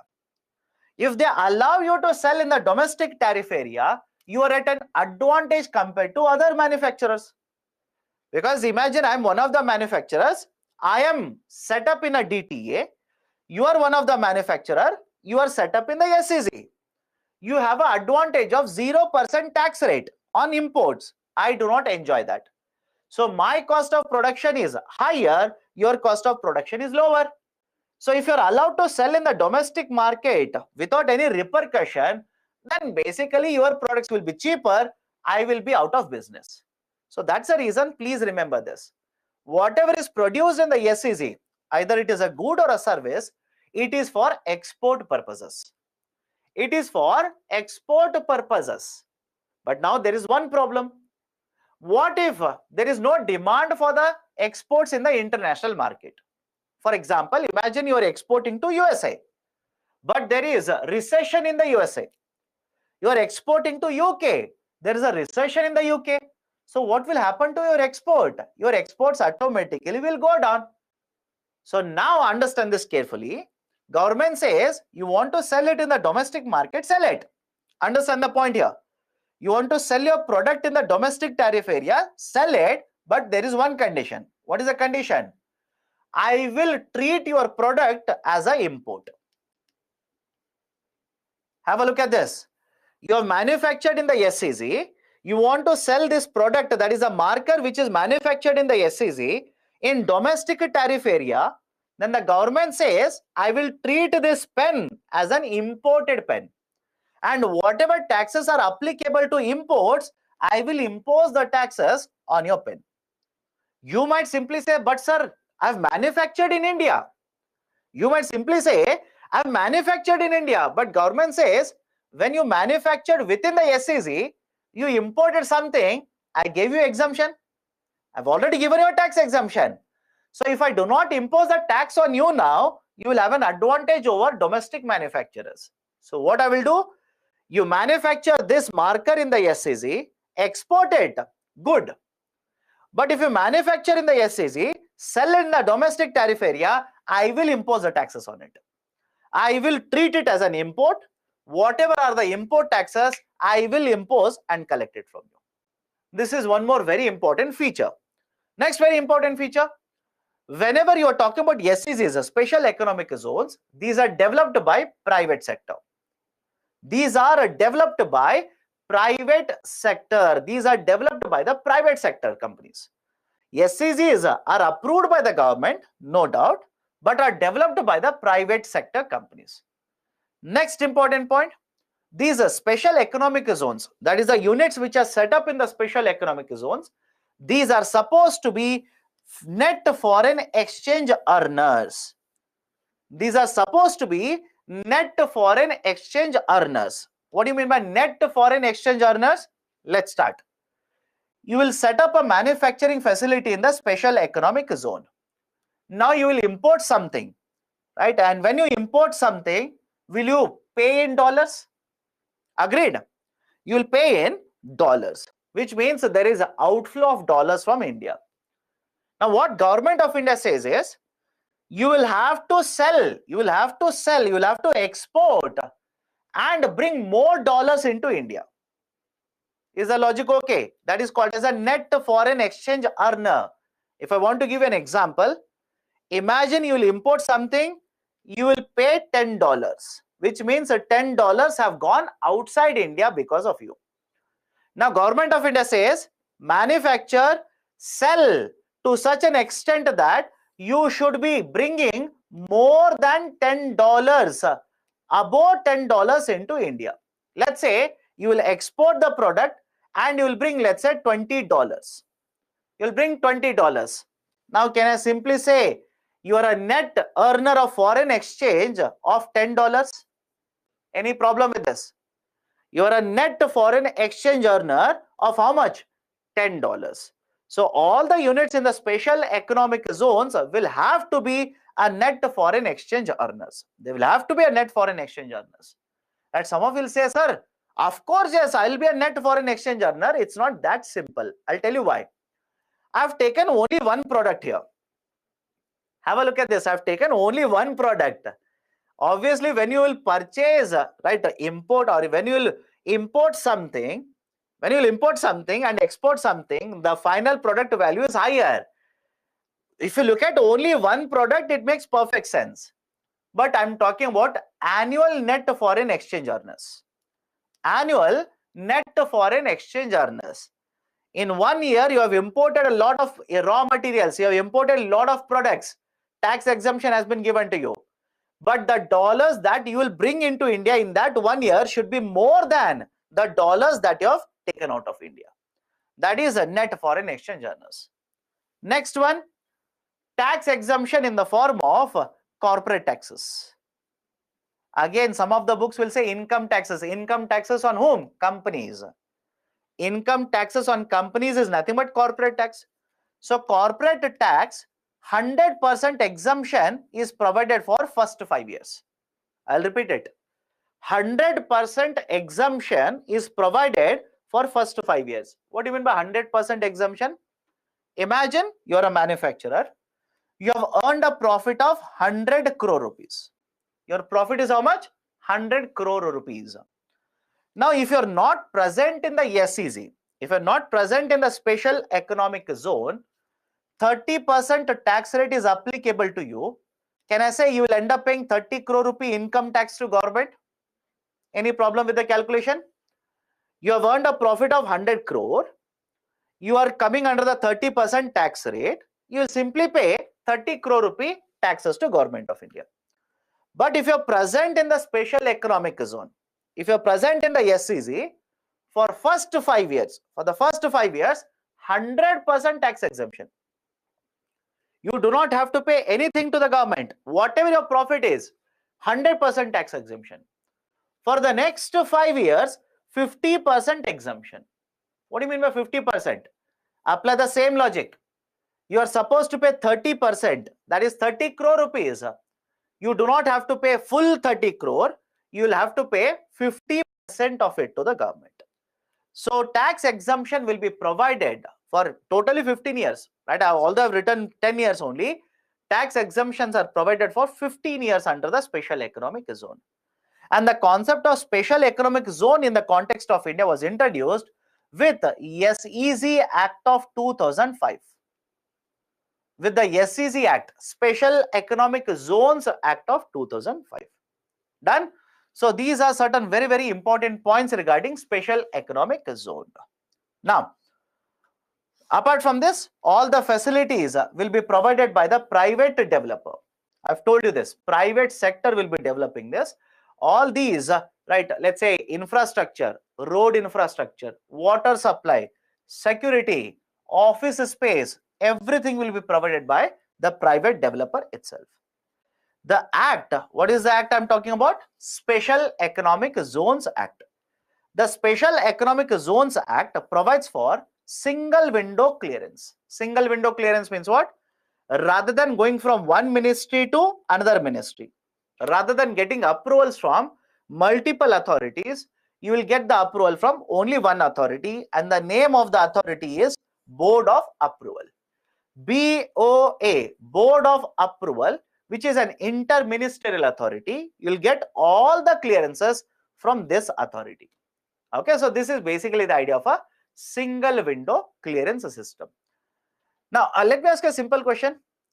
Is the single window clearance system example of ease of doing business or not? Let me know. Is the single window clearance system, we have discussed single window clearance under FDI, single window clearance under SEZ now. Is it not an example of ease of doing business? Yes. Please remember that. Please remember that, right? All these are examples. Sir, why should I remember it? If I ask you a question like this, Government of India in recent times is focused on minimum government, maximum governance. Elaborate. I hope you understand. The government in recent times has been focused on minimum government, maximum governance to promote industrialization. Elaborate in 250 words. Can I say one of the points should be the idea of a single window clearance system?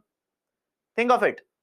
One of the points should be single window clearance system, right? So please be very, very careful. These kind of questions have been asked by UPSC, right?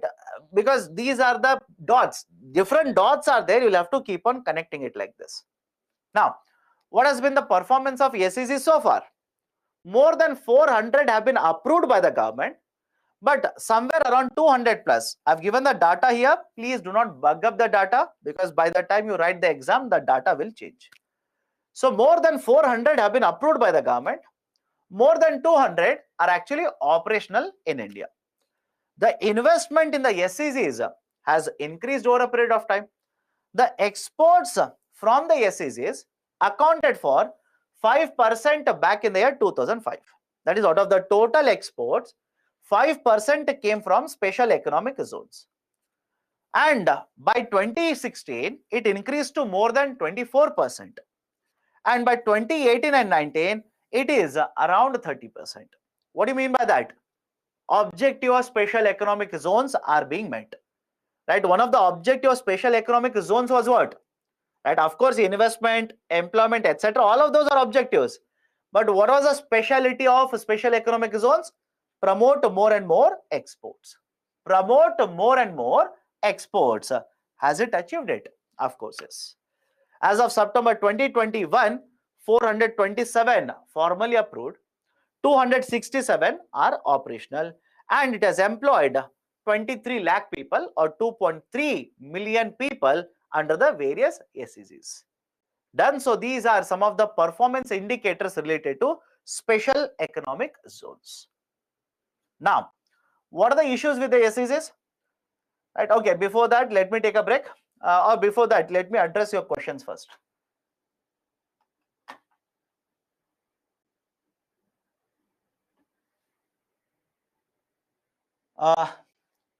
Treaty shopping is legal unlike money laundering. Yes, treaty shopping is legal. Again, treaty shopping, basically understand this. Treaty shopping is a process. It's a process which is followed. Because it is followed, we simply say it's a treaty shopping. And again, if you ask me, sir, what is the definition of treaty shopping? Right, I'll tell you a statement. Let me know whether this represents a treaty shopping or not. In treaty shopping, foreign investors will try to search for agreements which will provide them with highest benefits. I'll repeat the statement. What is happening in a treaty shopping? In treaty shopping, the foreign investors are in search of an agreement which will provide them with the highest benefit. What do you mean by this? Let me give a very simple example here. Imagine you're a foreign investor. Imagine you're a foreign investor, right? Let's say you're a USA investor. You invest in India. As per this double taxation avoidance agreement, you will have to pay 15% tax on your income. You will route through Mauritius. You will route your investment through Mauritius. You will end up paying 0% of your tax on 0% of your income in the form of tax. There is one more option available to you. You can route this through Singapore. You can route it through Singapore, but now on this income, you are supposed to pay 2% tax. Now you tell me, as an investor, which treaty will you choose? Think of it. As an investor, which treaty will you choose? You will end up choosing the Mauritius route. You will end up choosing Mauritius route. Can I say you are shopping for treaties? Let me know. You are shopping for a treaty here. Just like you go to the market and shop for cloth. You will look at cloth company A, cloth of company B, cloth of company C, and then you will decide which suits you. Exactly that you are doing here, only for treaties. You are shopping for treaties which will provide benefit to you. That's the reason this is called as a treaty shopping. Done? What are the criteria for becoming SEZ? Again, multiple criteria are there. Land rights should be there, approval should be there, right? Environmental clearances are there, right? All of those are not required. Suppose a company has earned a profit of 100 crore. Now from factor of production, we know this profit belongs to entrepreneur. Now company will pay corporate taxes. Just a second.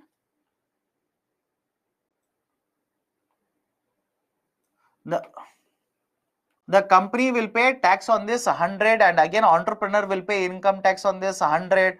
Don't this amount double taxation? No. Company and owner are two different entities. Company and owner are two different entities. Company is a different, owner is a different. I hope you understand. Company is a different, owner is different.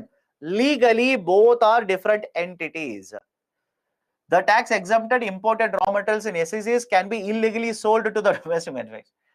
I told you, if you are selling it in the domestic market, government will treat it as an import. Government will treat it as an import. But if you're doing illegally, then again, government will take action against you. If you're found to do it illegally, government will file a case on you. Net foreign exchange earner. You will import something, you will pay dollars. Simple logic, understand it. You will import something, you will pay dollar. It means you are leading to outflow of dollars. On the other side, you will also export something. So whatever dollars you have earned should be more than the dollars that you have paid. Net foreign exchange earner. What if the company has 100% ownership in a sector as per the allowed FDI? Then after some time, government has decreased the percentage. That generally doesn't happen. If that happens, there is a recourse for you. Government policy should not change like this to affect your investment. You can drag Government of India in international appellate tribunals. You can drag Government of India to international appellate tribunals. You can do that. Is Indian investor can use portfolio or FDI to invest in other countries? If you are a retail investor, you will be a portfolio. If you are a company, such as Tata company, let me give a simple example. Tata company purchased a Jaguar. Let me know.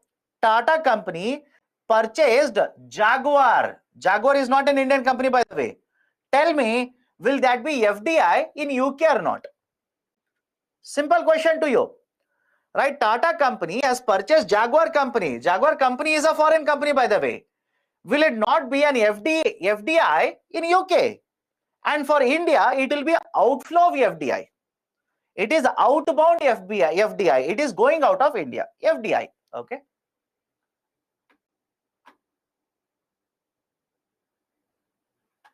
Is Indian investor can use portfolio? Again, same question.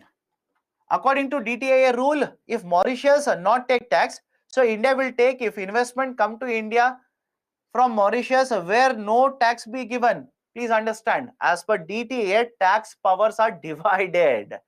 Tax powers are divided. If country A says, I will impose and collect a tax, and if the country A imposes 0% tax, it is their right. It is their right. You cannot impose the tax again in India on the same income. That is amounting to double taxation. Okay.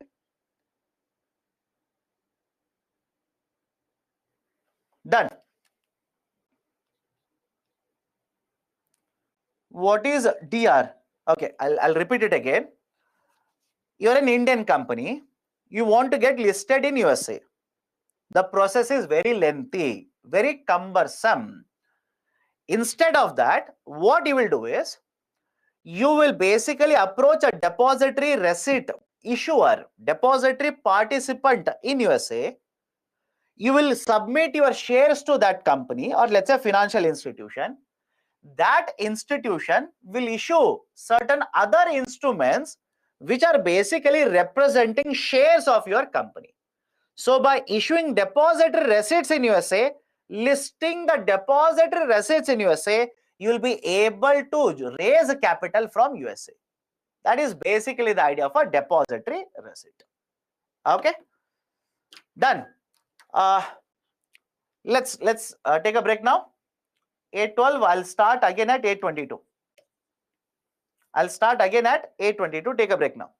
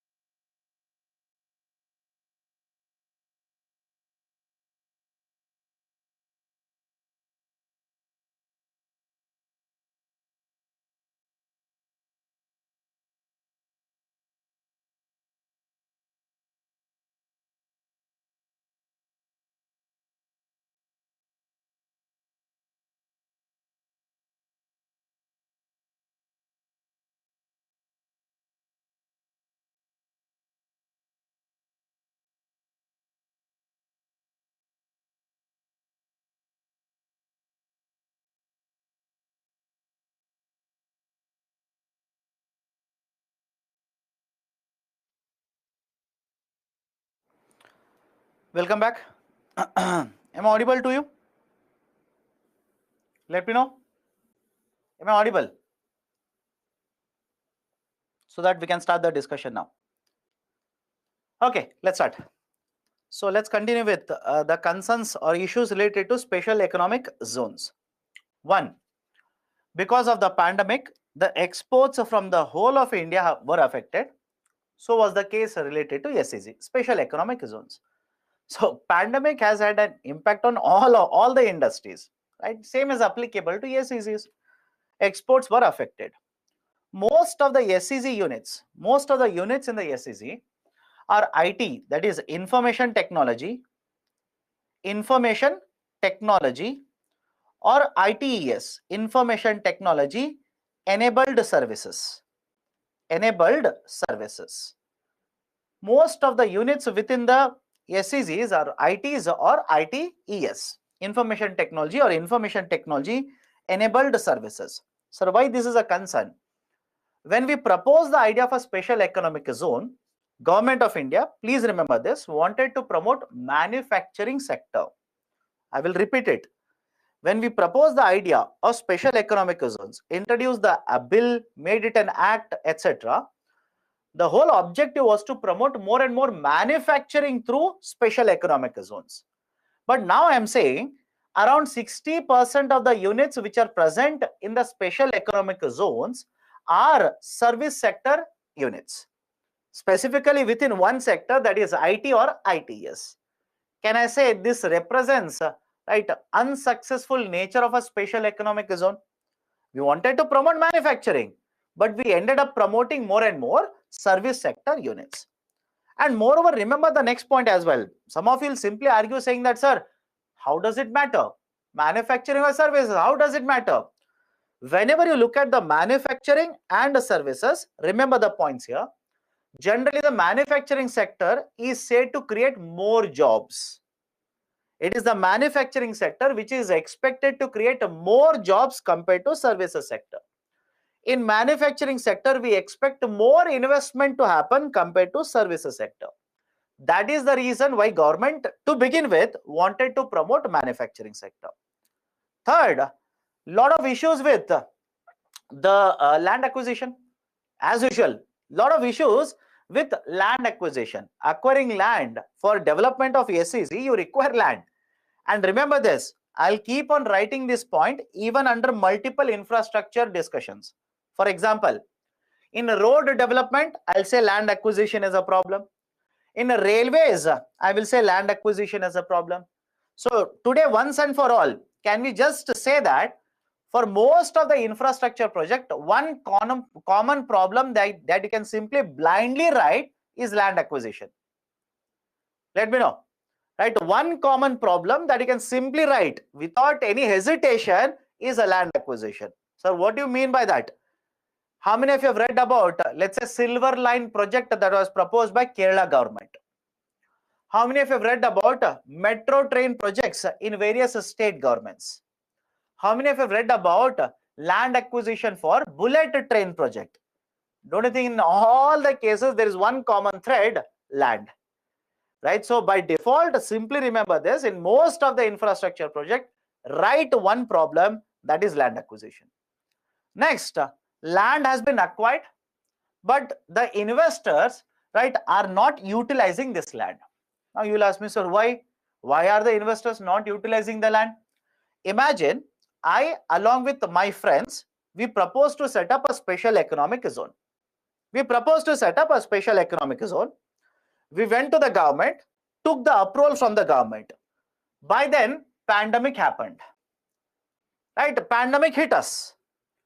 Now tell me, if the pandemic is there, don't you think some of us, that is, it might be me or my friend, my partner, etc., we would be worried about my investments? You would be more concerned about investing in such a huge project, and some of them might simply back out. Right? So because of various issues, because of the pandemic, unavailability of let's say the capital, cheaper capital, loans becoming costly now, right, because of uncertainty, etc., many of the projects, land has been acquired, but right, the projects are not completed. The subsidies such as MEIS, part of FTP 2015 and 2020, MEIS scheme has been withdrawn. So the subsidies, right, which were given earlier have been, right, found not to follow the WTO guidelines and have been withdrawn by the government. And finally, complementary infrastructure. What do you mean by complementary infrastructure? You have manufactured a product, you will have to move the product to port. Done, you'll have to move the product to the port because you want to export.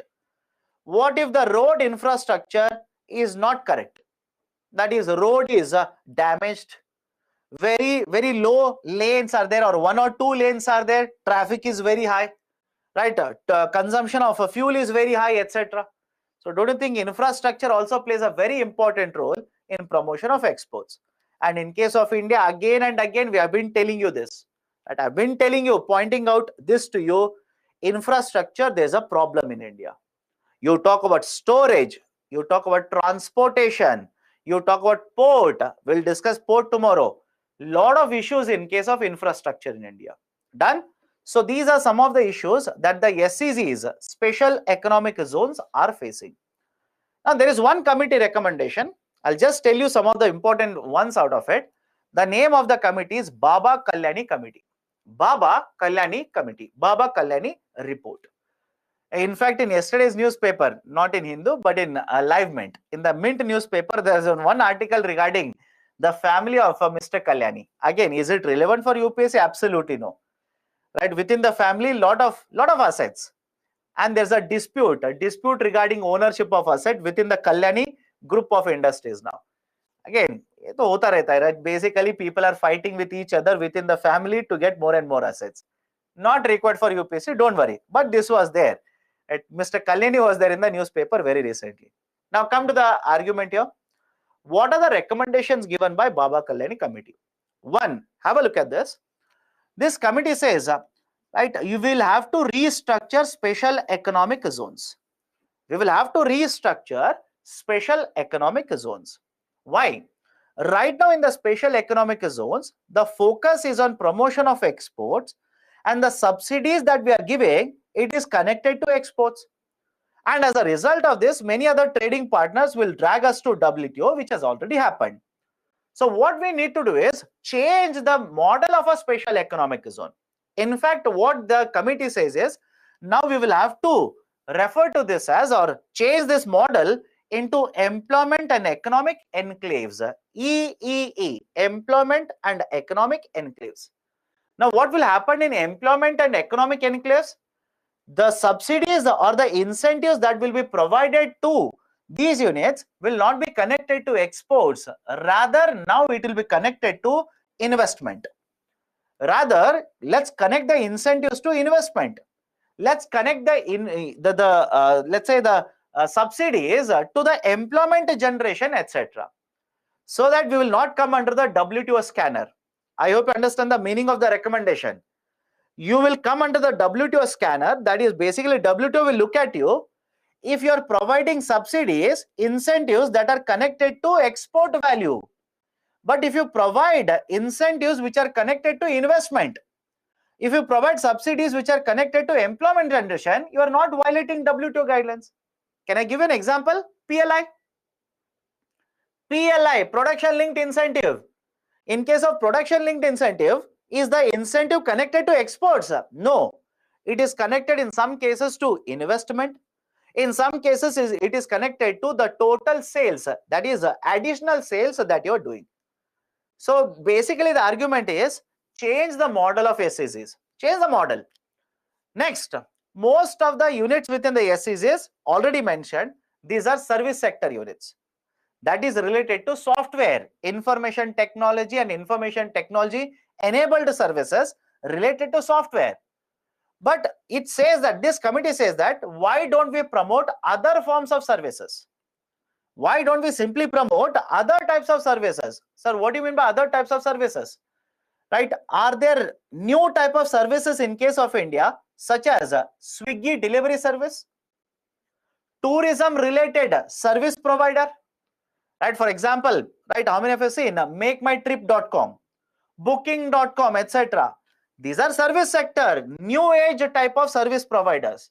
So there are a lot of other types of service providers. Let's promote these kind of service providers rather than focusing only on IT.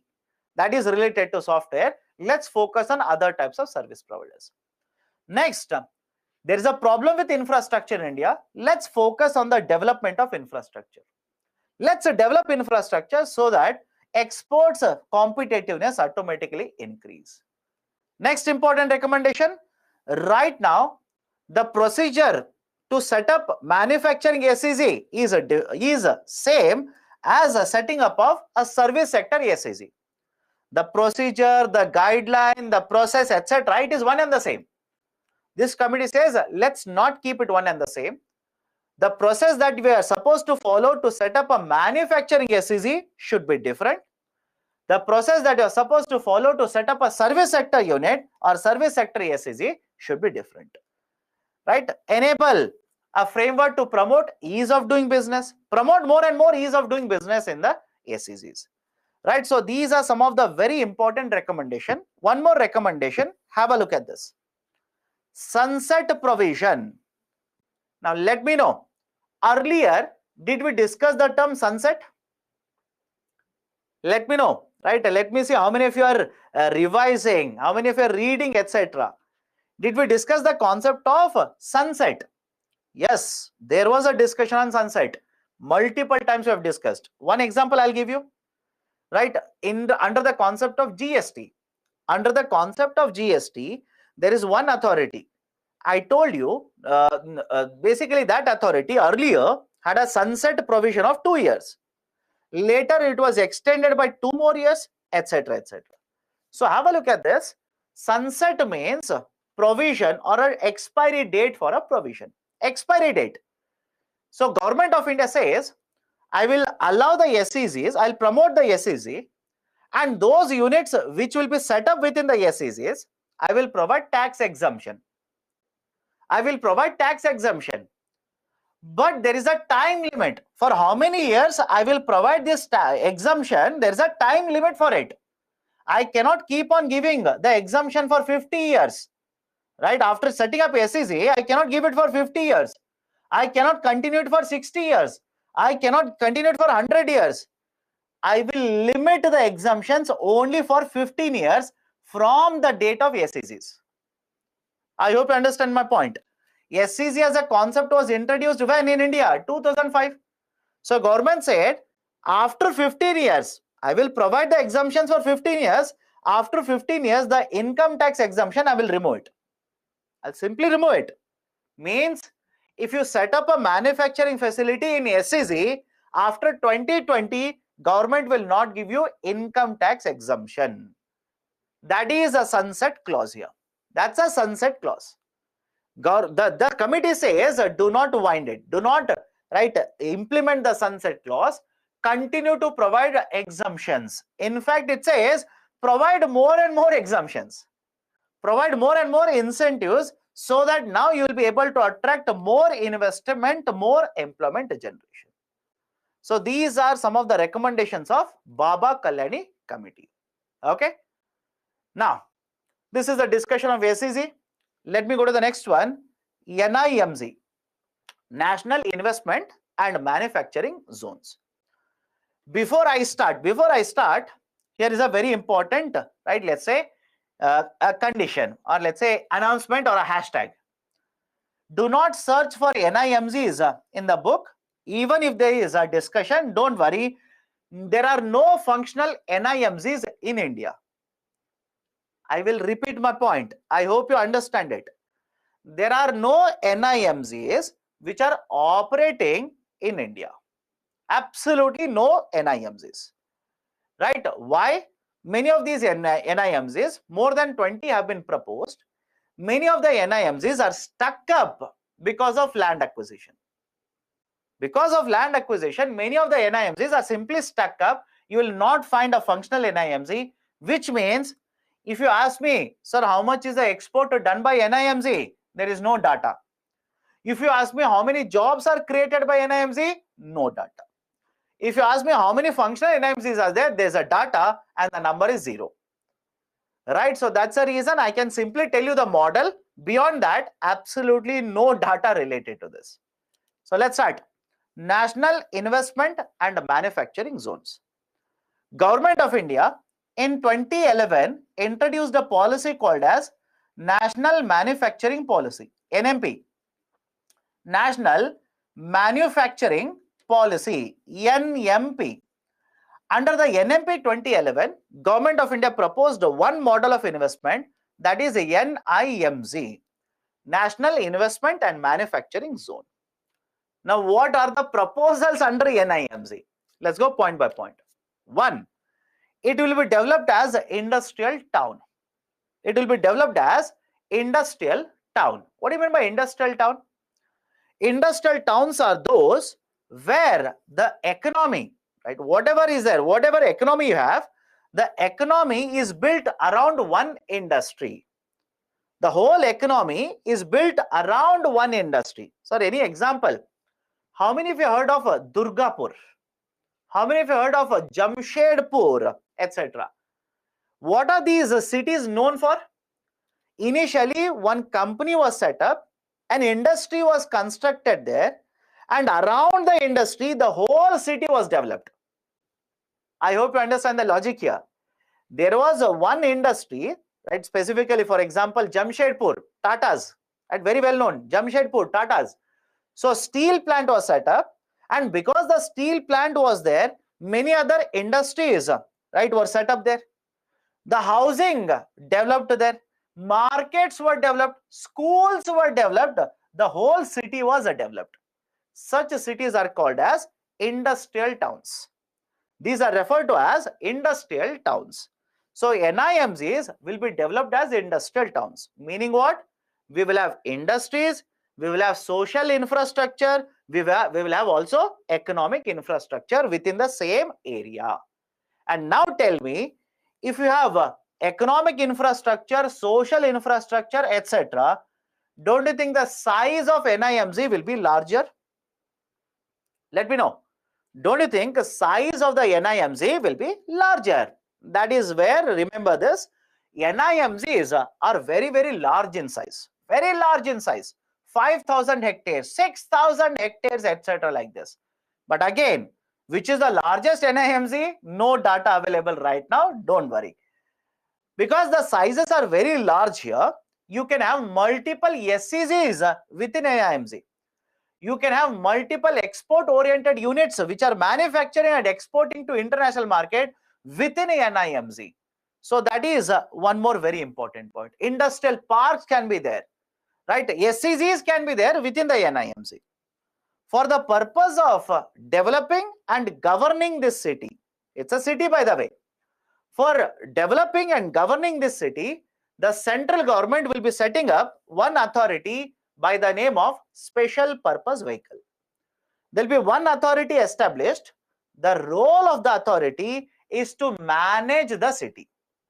It is to simply manage the city, and that basically it is referred as a Special Purpose Vehicle.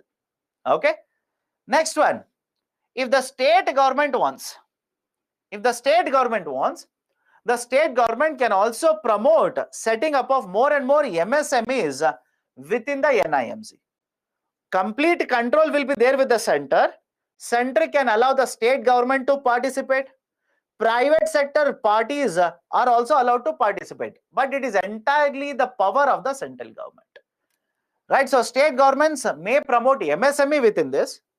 Certain land will be reserved. Certain land will be reserved only to set up manufacturing units. Why? I hope you understand this.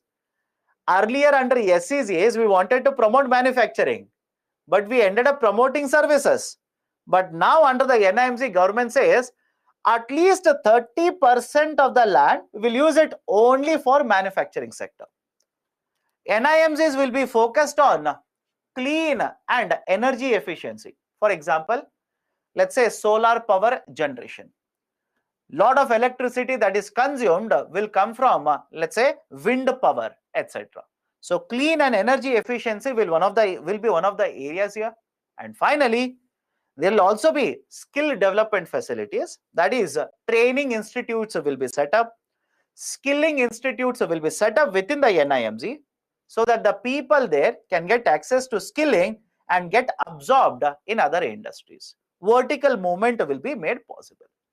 So these are some of the features of National Investment and Manufacturing Zones, NIMZ. Done? Next model of investment, public-private partnership. PPP, public-private partnership. Now, what is this idea of a public-private partnership? Let me explain this. Follow the discussion carefully. Very famous model in India now, especially in the last 2 decades. I hope you understand, sir, why only in last 2 decades? Why it was not famous in 1950? Why it was not famous in 1960? Please go back to industrial policy and have a look at it. Automatically, you will understand. The concept of a public-private partnership has become very, very famous only in the last 2.5 decades in India. Now, what is this idea of a public-private partnership? Look at the name, public-private partnership. Meaning what?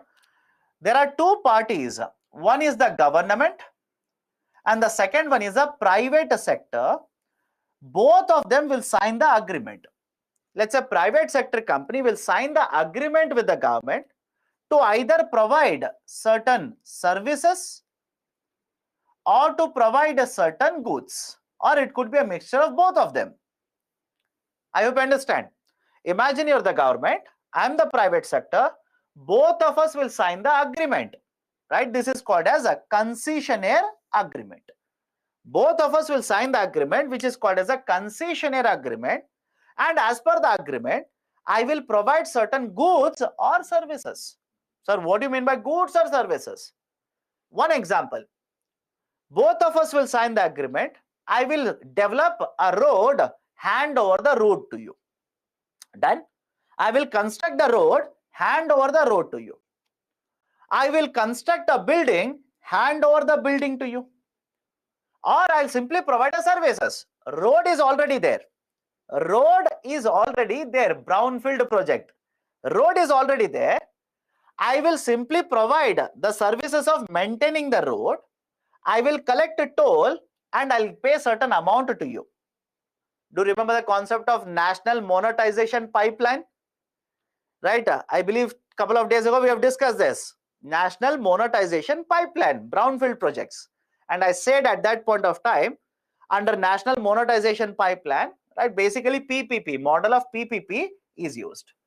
So argument is simple here. Either I will provide a good or I'll provide a service. Sometimes it will be a combination of both also. For example, I will be allowed to construct a road. I'm allowed to construct a road. I will collect tolls for 15 years and after 15 years, I will hand over to the government. I'll simply hand over the road to the government. So I have provided a good also, I have provided a services also. Right? So basically this is called as a public-private partnership. Now why? Why is the government of India promoting the model of public-private partnership? Reasons are very simple.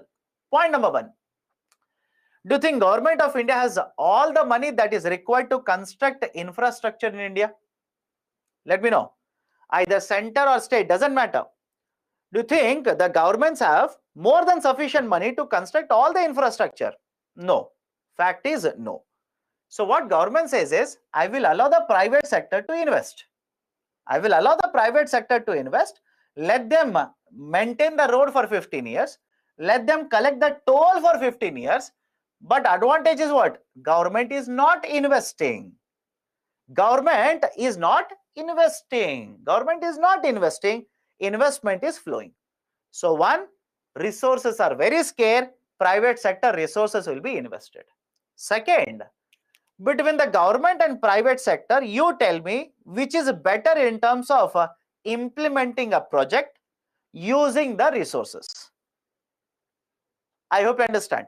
Between the government and private sector, which is better in terms of utilization of resources, either human labor, money, managerial resources, technology, etc. Private sector. So rather than government doing it, private sector is doing it much more efficiently. Private sector, what is the advantage for the private sector? Private sector wants to invest to earn certain amount of money. And if government is one of the parties, don't you think private sector will be having more safety, more security in such agreements? I hope you understand. Right? If government is one of the party to the let's say the project, you'll feel much more safe here because government is a party. You want to get multiple approvals, you want to get multiple licenses. Government is one of the party to the agreement. Don't you think private sector, one, will invest and will be looking at profits here? Second, because government is a party, private sector is at much more safety, much more secure about these projects. Right? So these are some of the reasons why government has been promoting the concept of public-private partnerships, that is PPP, right, as a model of investment, maintenance, etc. in the context of India. Now, right, have a look at this. Whenever you talk about PPP, there are multiple models. There are multiple models, right? In fact, as per the document which has been published by Asian Development Bank, you don't read it, not required for UPSC. There are more than 13 models of PPP and it will keep on evolving. You don't worry. Now the question is, should you read all the 13 plus or 20 plus models of PPP? My recommendation, don't. Do not waste your time. UPSC will not test you there. Right? UPSC will never check you there. Simply don't waste your time. Let me give you certain basic types of PPP. First one is build, operate, transfer. Look at the name itself. It's a self-explanatory point. Build, operate, and transfer. What will happen in build, operate, transfer? Let me take an example. I will be allowed to construct a road, build. I will operate the road. Operate means what? I will maintain. I will collect the tolls, etc. For how many years? As per the agreement. It could be 20 years, it could be 27 years, it could be 18 years as per the agreement. And after the term is over, I will simply transfer this road to the government. I'll simply transfer this road to the government. Build, operate, and transfer. Build, operate, and transfer. Lease, develop, operate. Lease, develop, and operate. LDO. The government will continue to own the infrastructure, but this infrastructure will be leased out to the private sector for a certain period of time. Right? For example, airports. For example, airports. Right? Airports, ports, right, etc. And even national highways. The infrastructure is already there. Government will own the infrastructure, but only the operational part of it, government will give it to private sector. I hope you understand this. Only the operational part of it, government will give it to private sector for 30 years, for 20 years, etc. And for this, the private sector will pay a certain amount of money to the government. I hope you understand. Private sector will pay a certain amount of money to the government. That is lease, develop, and operate. Service contract. Service contract. Private sector player will provide some of the services. Underline the term. Some of the services for a specific period of time. Sir, what do you mean by some of the services? Right? All of you have traveled by metro? Let me know. All of you have traveled by metro. Sir, I've never seen a metro. All of you have traveled by, let's say, a train at least. Now, is it okay if I say whether you have traveled by a bus, by a train, by a bullet train, etc., whatever it is basically a bundle of services? Let me know. It is basically a group or a bundle of services. Sir, what do you mean by group or a bundle of services? You will go to a metro station. Security is there. Point number one, security is there. Is it a service or not? Now, you will basically take the escalator. Escalator. Somebody has to provide that service. That is, let's say, maintenance of the escalator. You will go to the ticketing booth. Somebody will be sitting in the ticketing booth. They will provide the token to you, ticket to you. That is also a service. Now you will go to the stop. You will wait. Bullet, or let's say metro. Bullet is not operational in India. The metro will come. There is a driver, conductor within the metro. So please have a look at it. There are a lot of services. There are a lot of services, right? Metro is one product, but within that, multiple services are there. What if I take only one service, like give it out to private sector? Only one of the service, I will take it and give it to private sector, right? So that is basically the concept of service contract. That's the basic idea of a service contract. And the next one is a hybrid annuity model, HAM, hybrid annuity model. Now, before explaining the concept of hybrid annuity model, there is one more idea, EPC. And many of you will look at the term EPC and right, keep on asking what is EPC. Let me explain this. EPC basically stands for engineering, procurement, engineering, procurement and construction. Engineering, procurement and construction. Now, what will happen in case of engineering, procurement, construction? Imagine a road is there. Government will allocate the road project to you. You will construct the road, hand it over to the government. You will not manage it. You will not collect the tolls. You will construct the road, simply hand over the project to the government. Government will pay money to you. That's it. Government will pay money to you. Don't say it is same as build, operate, transfer. I hope you understand the difference between build, operate, transfer and engineering, procurement, construction. In case of engineering, procurement, construction, a private sector will be constructing the project, handing it over to the government. Private sector will not operate the project. This private sector will not manage the project. It will simply hand over the project, and for the project that is being developed, government will pay the money. Right? Can I give you a very simple example of this? Municipality roads.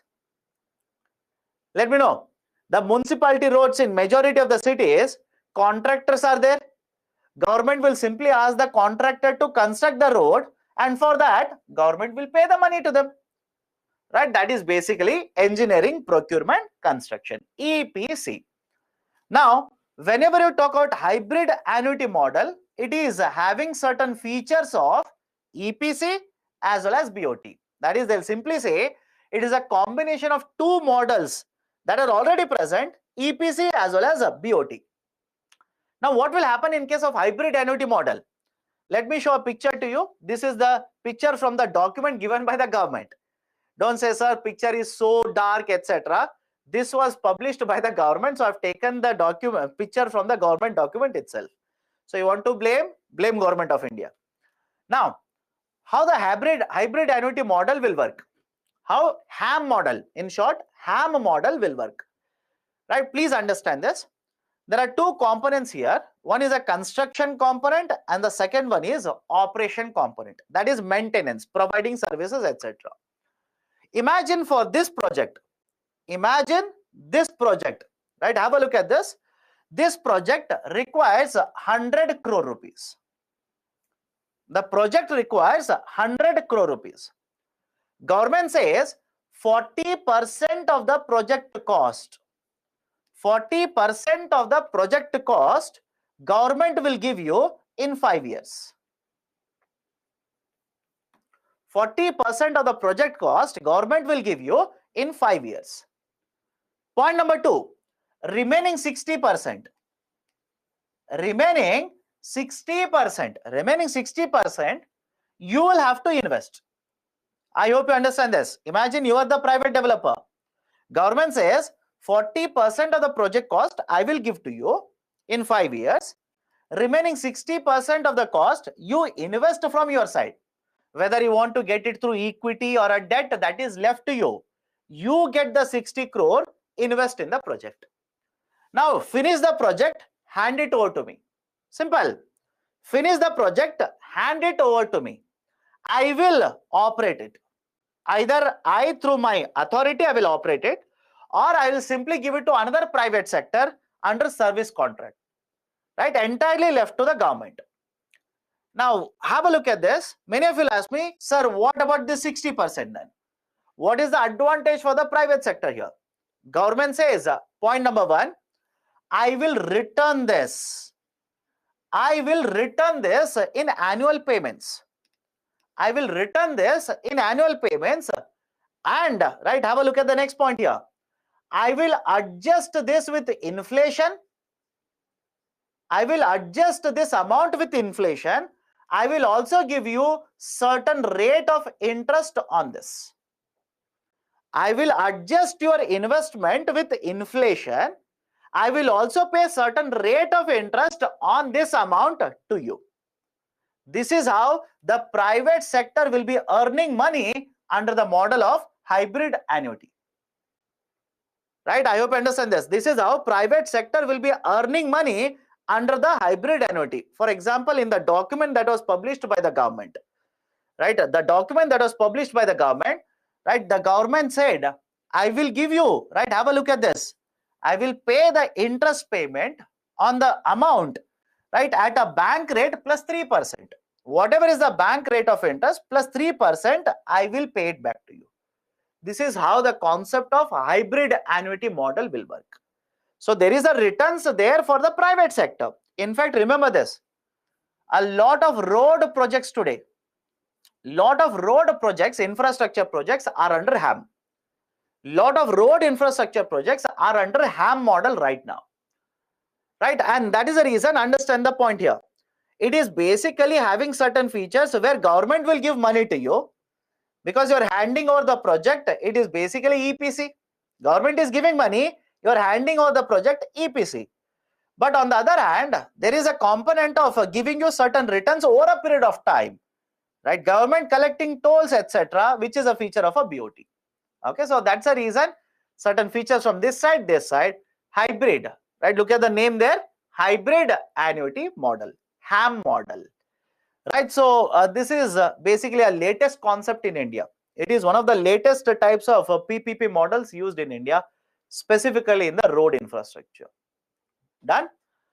So these are the different models of PPP. I've discussed 5 here. Remember, 5 more than sufficient. Okay, right? 5 are more than sufficient. Next, what are the issues with the PPP? What are the problems, concerns related to PPP? Point number 1, getting access to long-term finance is a problem in India.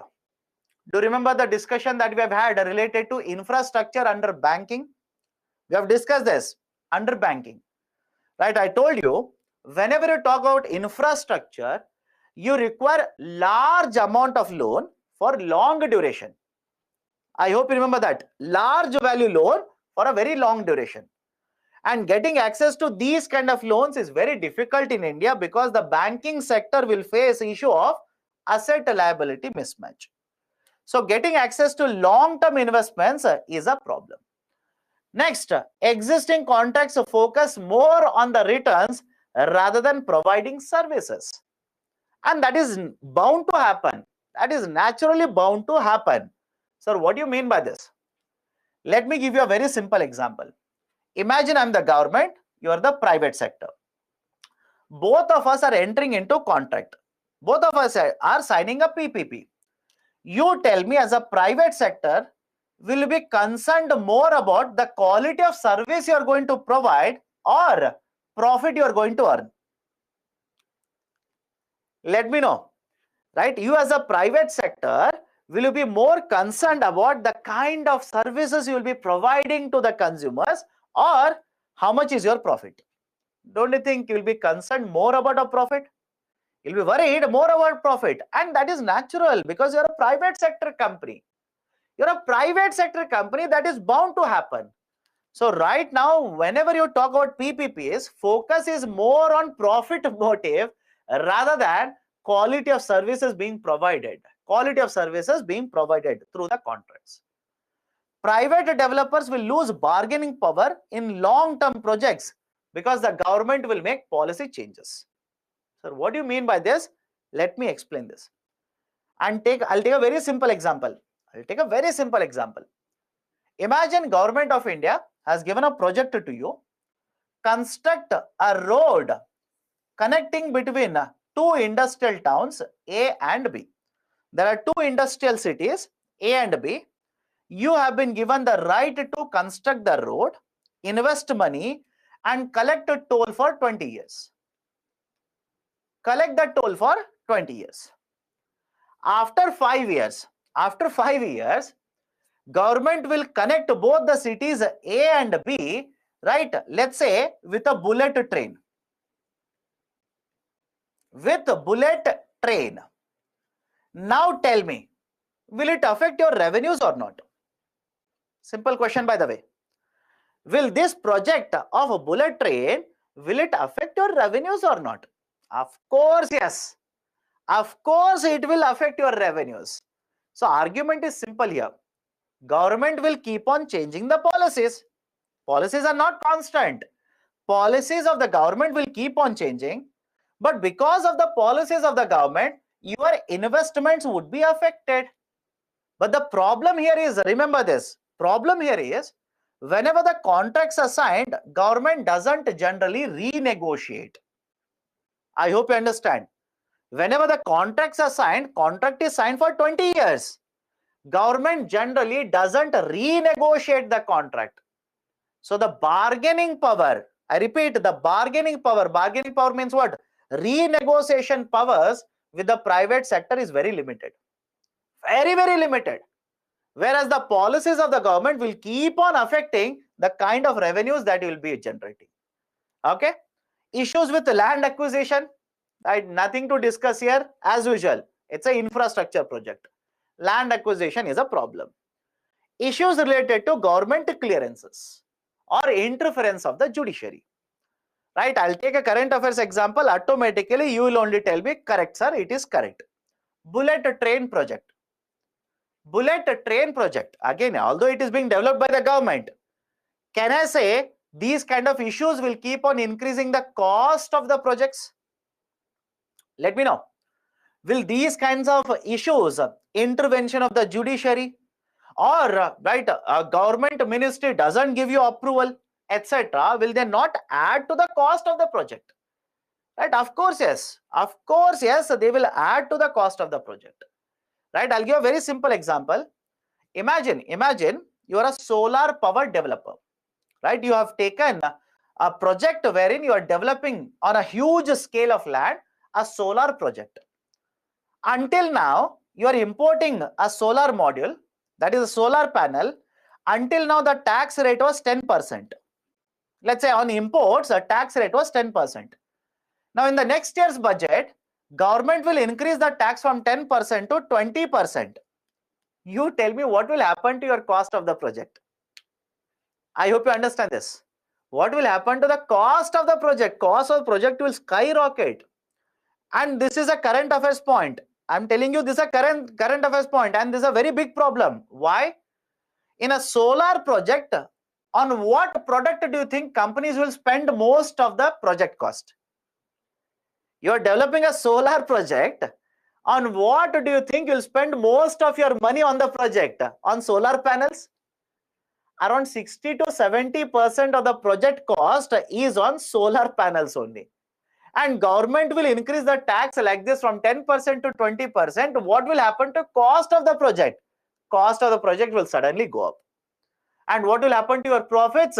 Profits might shrink. Profits might simply become, right, negligible. Right? So this is there in the current affairs. Please be very careful. Done. So these are some of the issues related to public-private partnership. Couple of more issues. Private sector is not interested in all the sectors. I'll give you current affairs point. Railways. Private sector is not interested in investing of railways. Right? All the government of India, tomorrow I'll tell you about this. All the government of India is promoting more and more private sector participation in the operation of railways. Some of the routes, private sector is now allowed to operate trains now in India. Unlike, let's say, 10 years ago. And until, let's say, a couple of years ago, all the routes in India, railway routes, only government of India operated through Ministry of Railways. But some of the routes now have been opened up. Private sector is allowed, but private sector is not interested there. Why? They are uncertain about the policy of the government. The private sector says the government might change the policy, right? Tomorrow, if the government will change certain policies, I have invested lot of money in the railways. What will happen? Right? That's the reason all the sectors where PPP is allowed, private sector is not interested.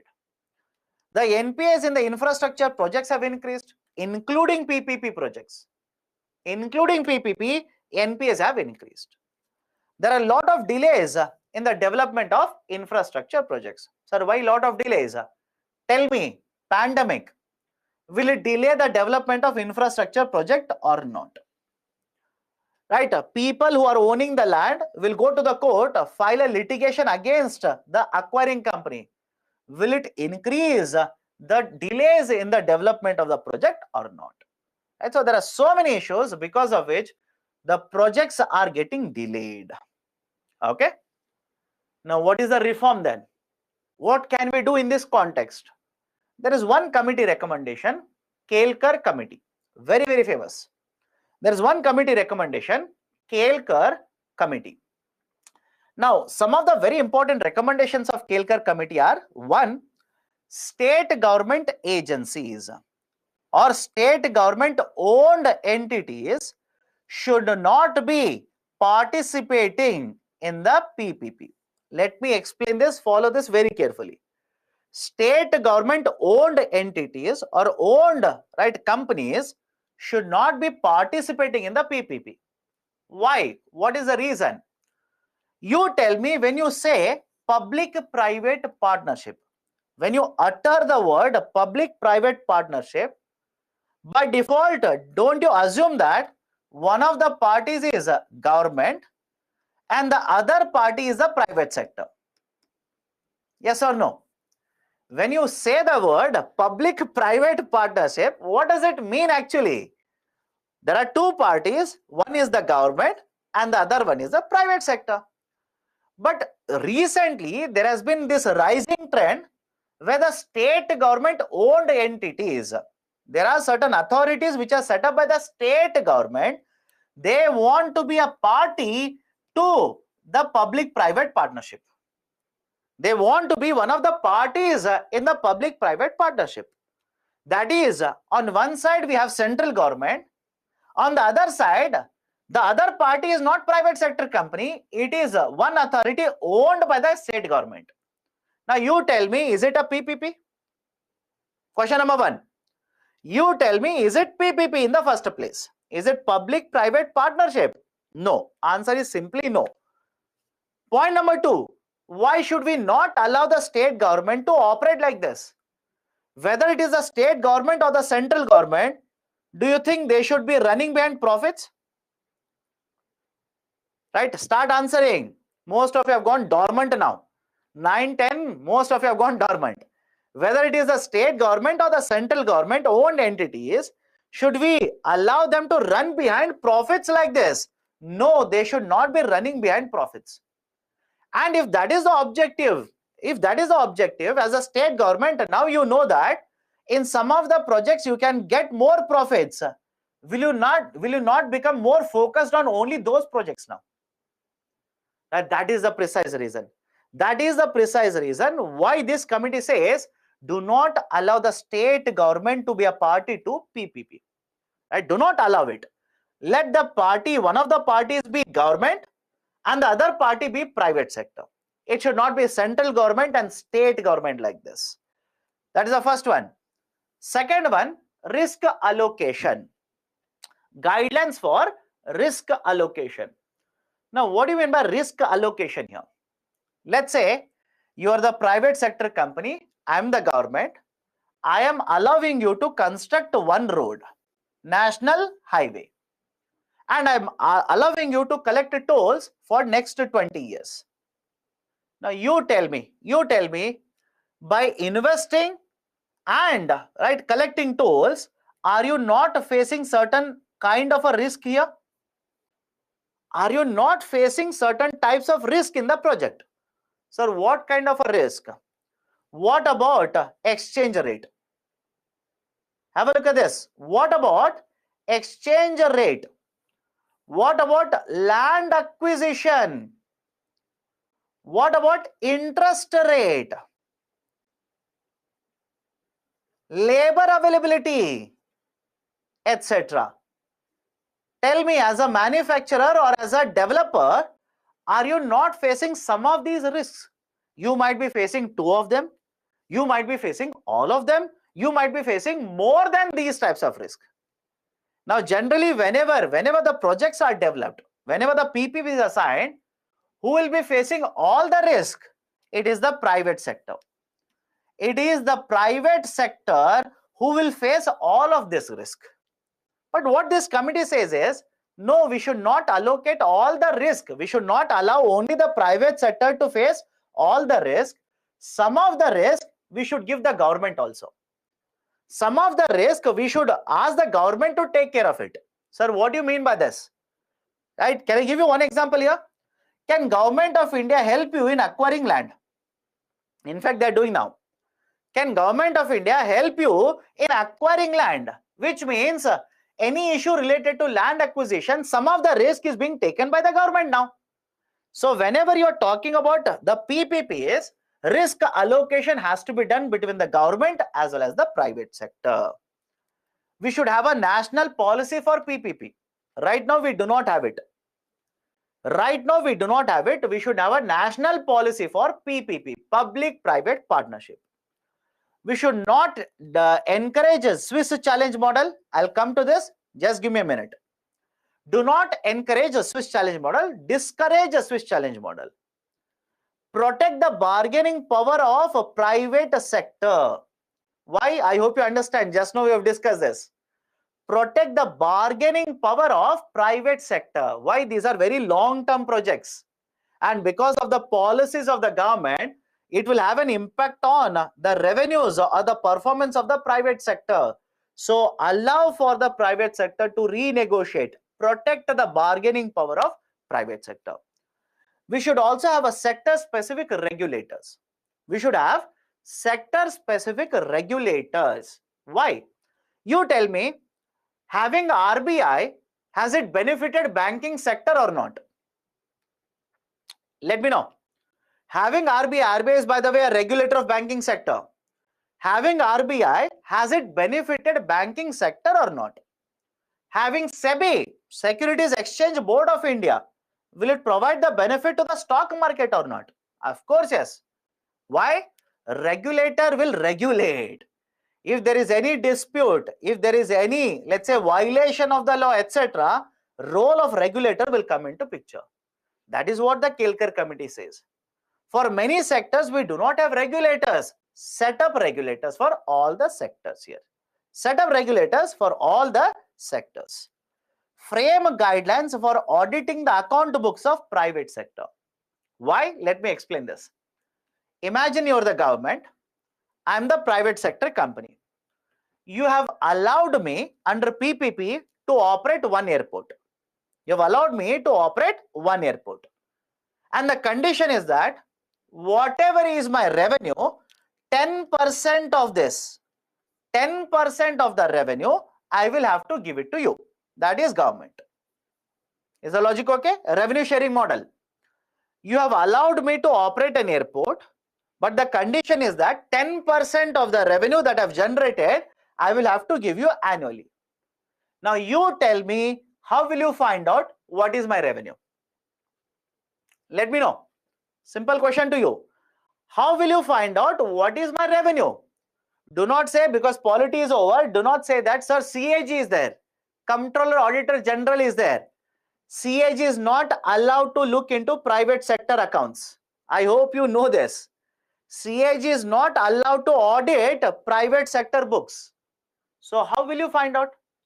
How will you know whatever revenue I've shared with you, it is the right amount? That is the reason. Have a look at this. Frame guidelines for auditing the account books of the private sector. So that whenever you have a revenue sharing model, you know that whatever revenue has been shared with you, that is the correct revenue that is given to the government. Okay, so these are some of the recommendations of Kelkar committee. One recommendation is Swiss challenge model. One recommendation is Swiss challenge model. Now have a look at this. What is this idea of a Swiss challenge model? It is also referred to as an unsolicited proposal. What do you mean by unsolicited proposal here? Let me explain this. Imagine you are the chief minister, right? At 9:15, either chief minister or the prime minister. Enjoy, right? You decide what you want to become. I am the private sector. I am one of the companies in the private sector. I will come to you with a proposal. I will come to you with a project. Have you requested for a project? Think of this. Did you request for a project? No. Did you call for any companies to approach? No. I only have prepared a project. I have come to you. I will submit the project. This is an unsolicited proposal. This is called as unsolicited proposal. Now, when I've submitted a project to you, should you accept it just like that? Let me know. Should you accept it just like that? Of course, no, you should not accept it.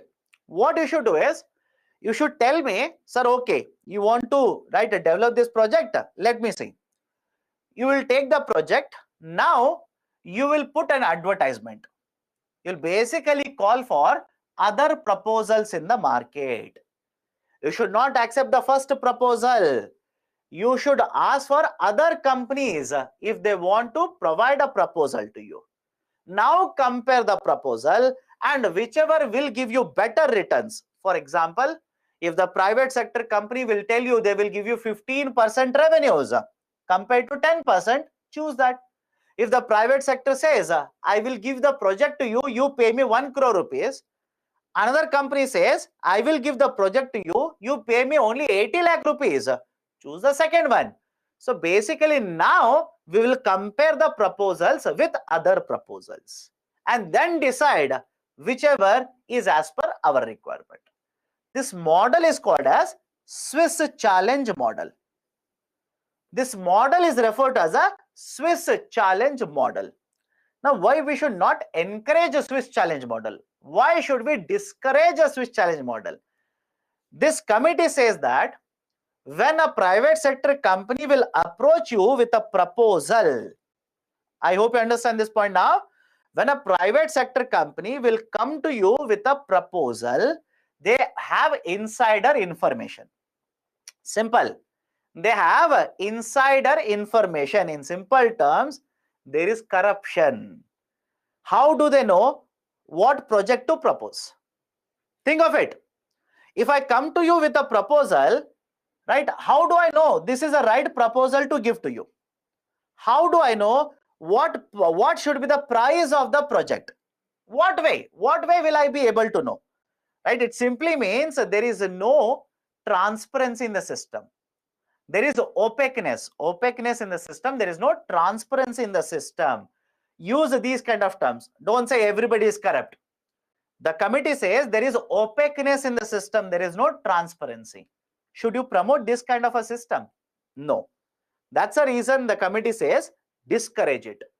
Do not encourage the Swiss challenge model, discourage it. And by the way, this is a very, very famous model. Not just India, many countries adopted, have used, are using Swiss challenge model. Okay.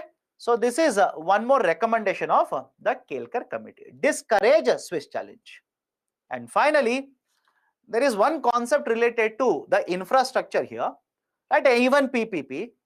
There is a scheme which has been launched by the government, viability gap funding for PPP. VGF for PPP, viability gap funding for PPP, public-private partnership.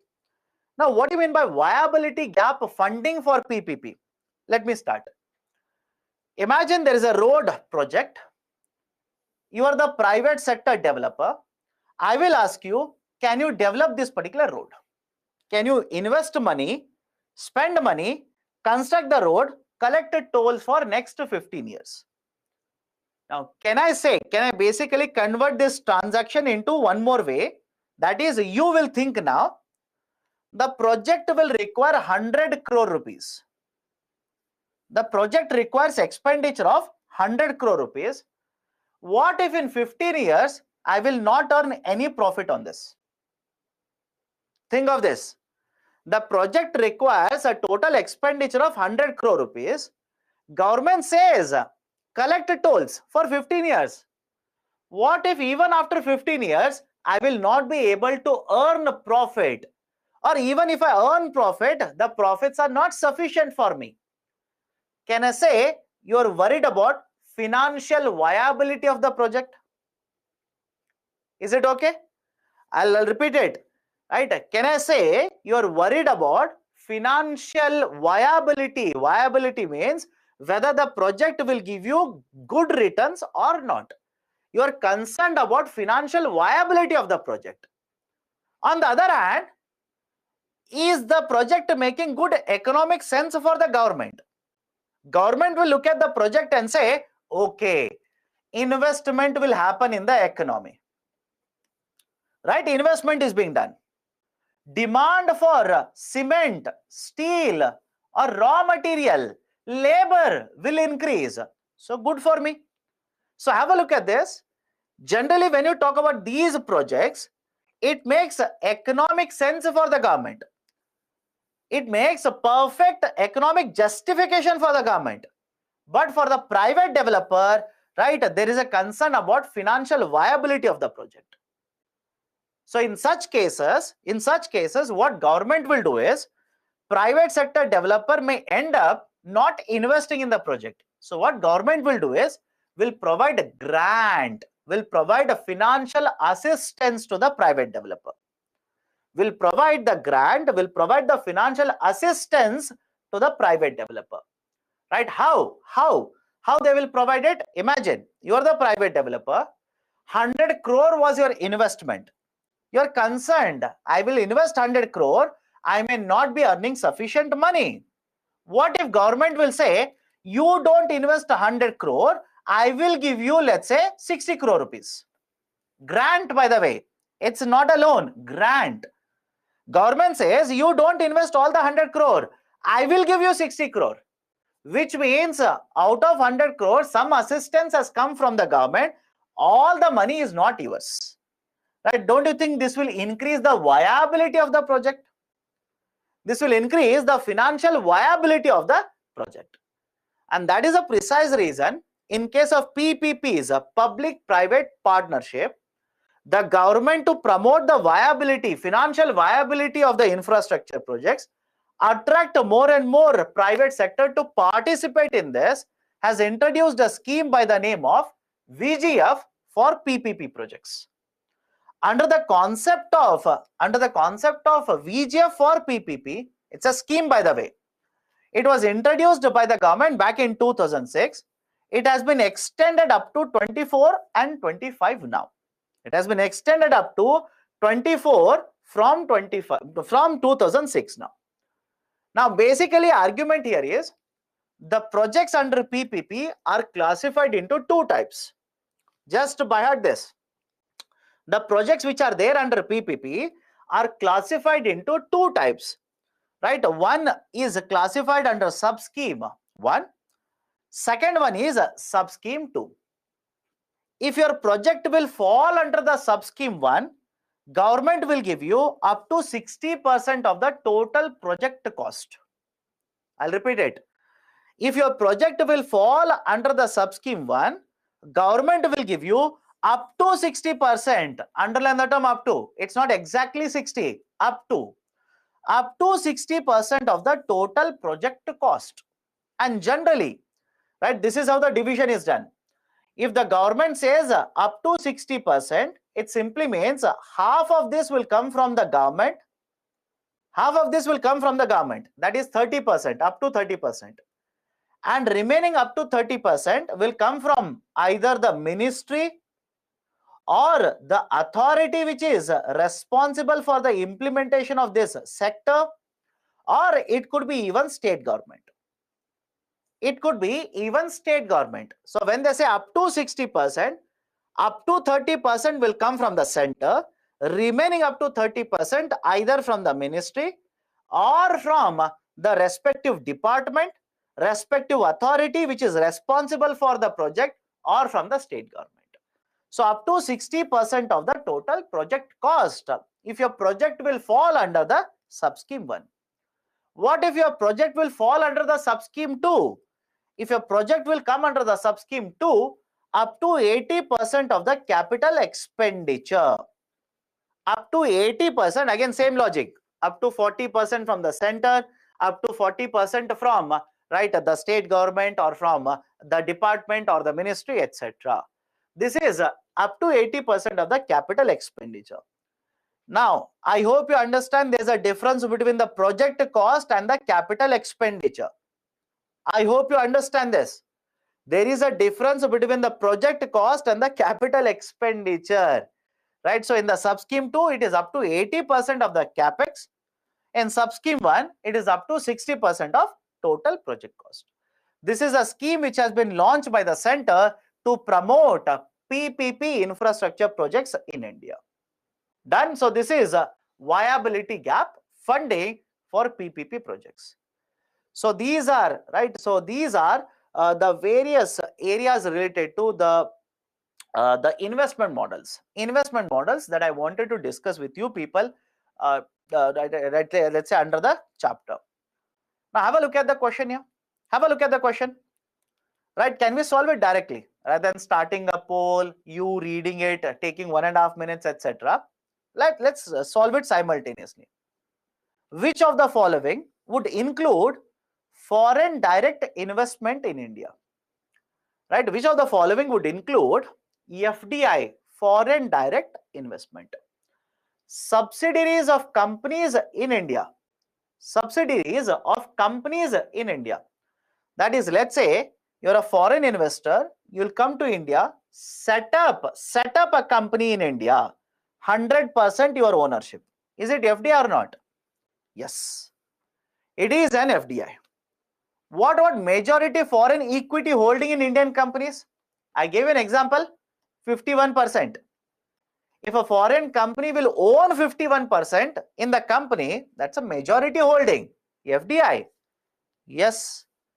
Companies exclusively financed by foreign companies. Underline the term exclusively financed. Meaning what? I'll give an example also. Uber. Uber is an example of exclusive financing done by the foreign companies. That is, whatever expenditure are incurred by Uber India, whatever expenses are incurred by Uber India, it is Uber International which will provide the financing for it. No Indian money is invested here. I hope you understand. No Indian money is used here. Whatever money is used by Uber India, it will come from Uber International. Is it FDI? Of course, yes. Right? Because no Indian funding is used. Everything is foreign. And finally, portfolio investment. Portfolio investment. Look at the name itself. Portfolio investment. Portfolio investment, is it FDI? No, it is FPI. So 1, 2 and 3 are correct. Right option for the question will be option D, 1, 2 and 3. Right? 1, 2 and 3. Done? Okay. Let's solve this question, then we'll take a break. Right? That is wind up the class. Look at the question here. Both the FDI and FII, foreign institutional investors, are related to investment in a country. Which one of the following statements best represents an important difference between both of them? FDI and FII. Let's start. FII will help bring better management skills and technology, while FDI will bring only capital in India. Don't you think it is vice versa? Vice versa, opposite. So A is wrong. FII will help in increasing capital availability in general, while FDI targets specific sectors. Did we not discuss this? I said FDI, I gave you an example of a sector A, B, C, D, etc. So government will decide in which sector FDI is allowed, in which it is not allowed. Second statement is correct. FDI flows into secondary market, while FII flows into primary market. Do you remember the concept of primary and secondary?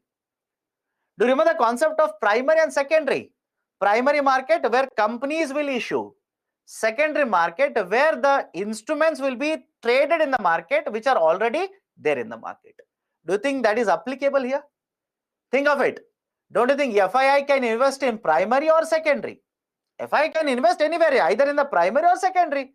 FDI will invest directly from the company, right? So C is wrong. FI is considered to be more stable than FDI. Correct? FI is more stable, right? Look at the Indian economy in the last 2.5 months and 3.5 months, you will realize FI is very unstable. In fact, I've told you FII or FPI, and that's a reason FPI is referred as a hot money. It will come into India, it will move out of India within couple of days, and overnight itself it can happen. Okay, so this is one more question. We'll stop the discussion here. Couple of more questions are there. Earlier questions are also there. We'll discuss all of them. Don't worry. Don't worry. We'll discuss all of them. Done. So let me take up your questions. First point of Kelkar committee. State government agencies should not be allowed to participate in the PPP. Why? Whether it is a center or state, objective is not to make profit. Welfare is the objective, not to make profit. And when you say PPP, one party has to be the government, other has to be private. Other has to be private. Whereas if the state government agencies are present in the PPP with the center, both the parties are government only. It is not public private. It becomes kind of a public and public. That is the reason do not allow, right, the state government agencies to be involved in the PPP. Okay. In case of round tripping or treaty shopping, won't GMCT be applicable? My dear, GMCT is applicable for the companies or investors. Let me know. Is a GMCT applicable to the companies or investors? Right? Don't you think when you invest in the stock market, it is more applicable to capital gains? It is more of a capital gains. Whereas for companies, it is a profit. Right? That's a basic idea. GMCT is applicable to companies, more importantly, companies. Okay. Swiss challenge model. In case of Swiss challenge model, the private sector will approach the government with a proposal. Government will take the proposal, ask for other private sector companies to also come forward in the proposal. Now they will compare whichever is a good proposal. As per the requirement, they will decide, let's give the project to them. That is the basic idea for Swiss challenge model, right? Unsolicited model. On what basis VGF is divided? If you download the document, which I would suggest not to do, not required. The government of India has clearly classified what are the types of schemes or what are the type of projects which will fall under the subscheme 1, what are the projects which will fall under the subscheme 2. A big list is there. You don't worry about it. Okay, so let me stop the discussion here today. Okay, let me stop the discussion today here.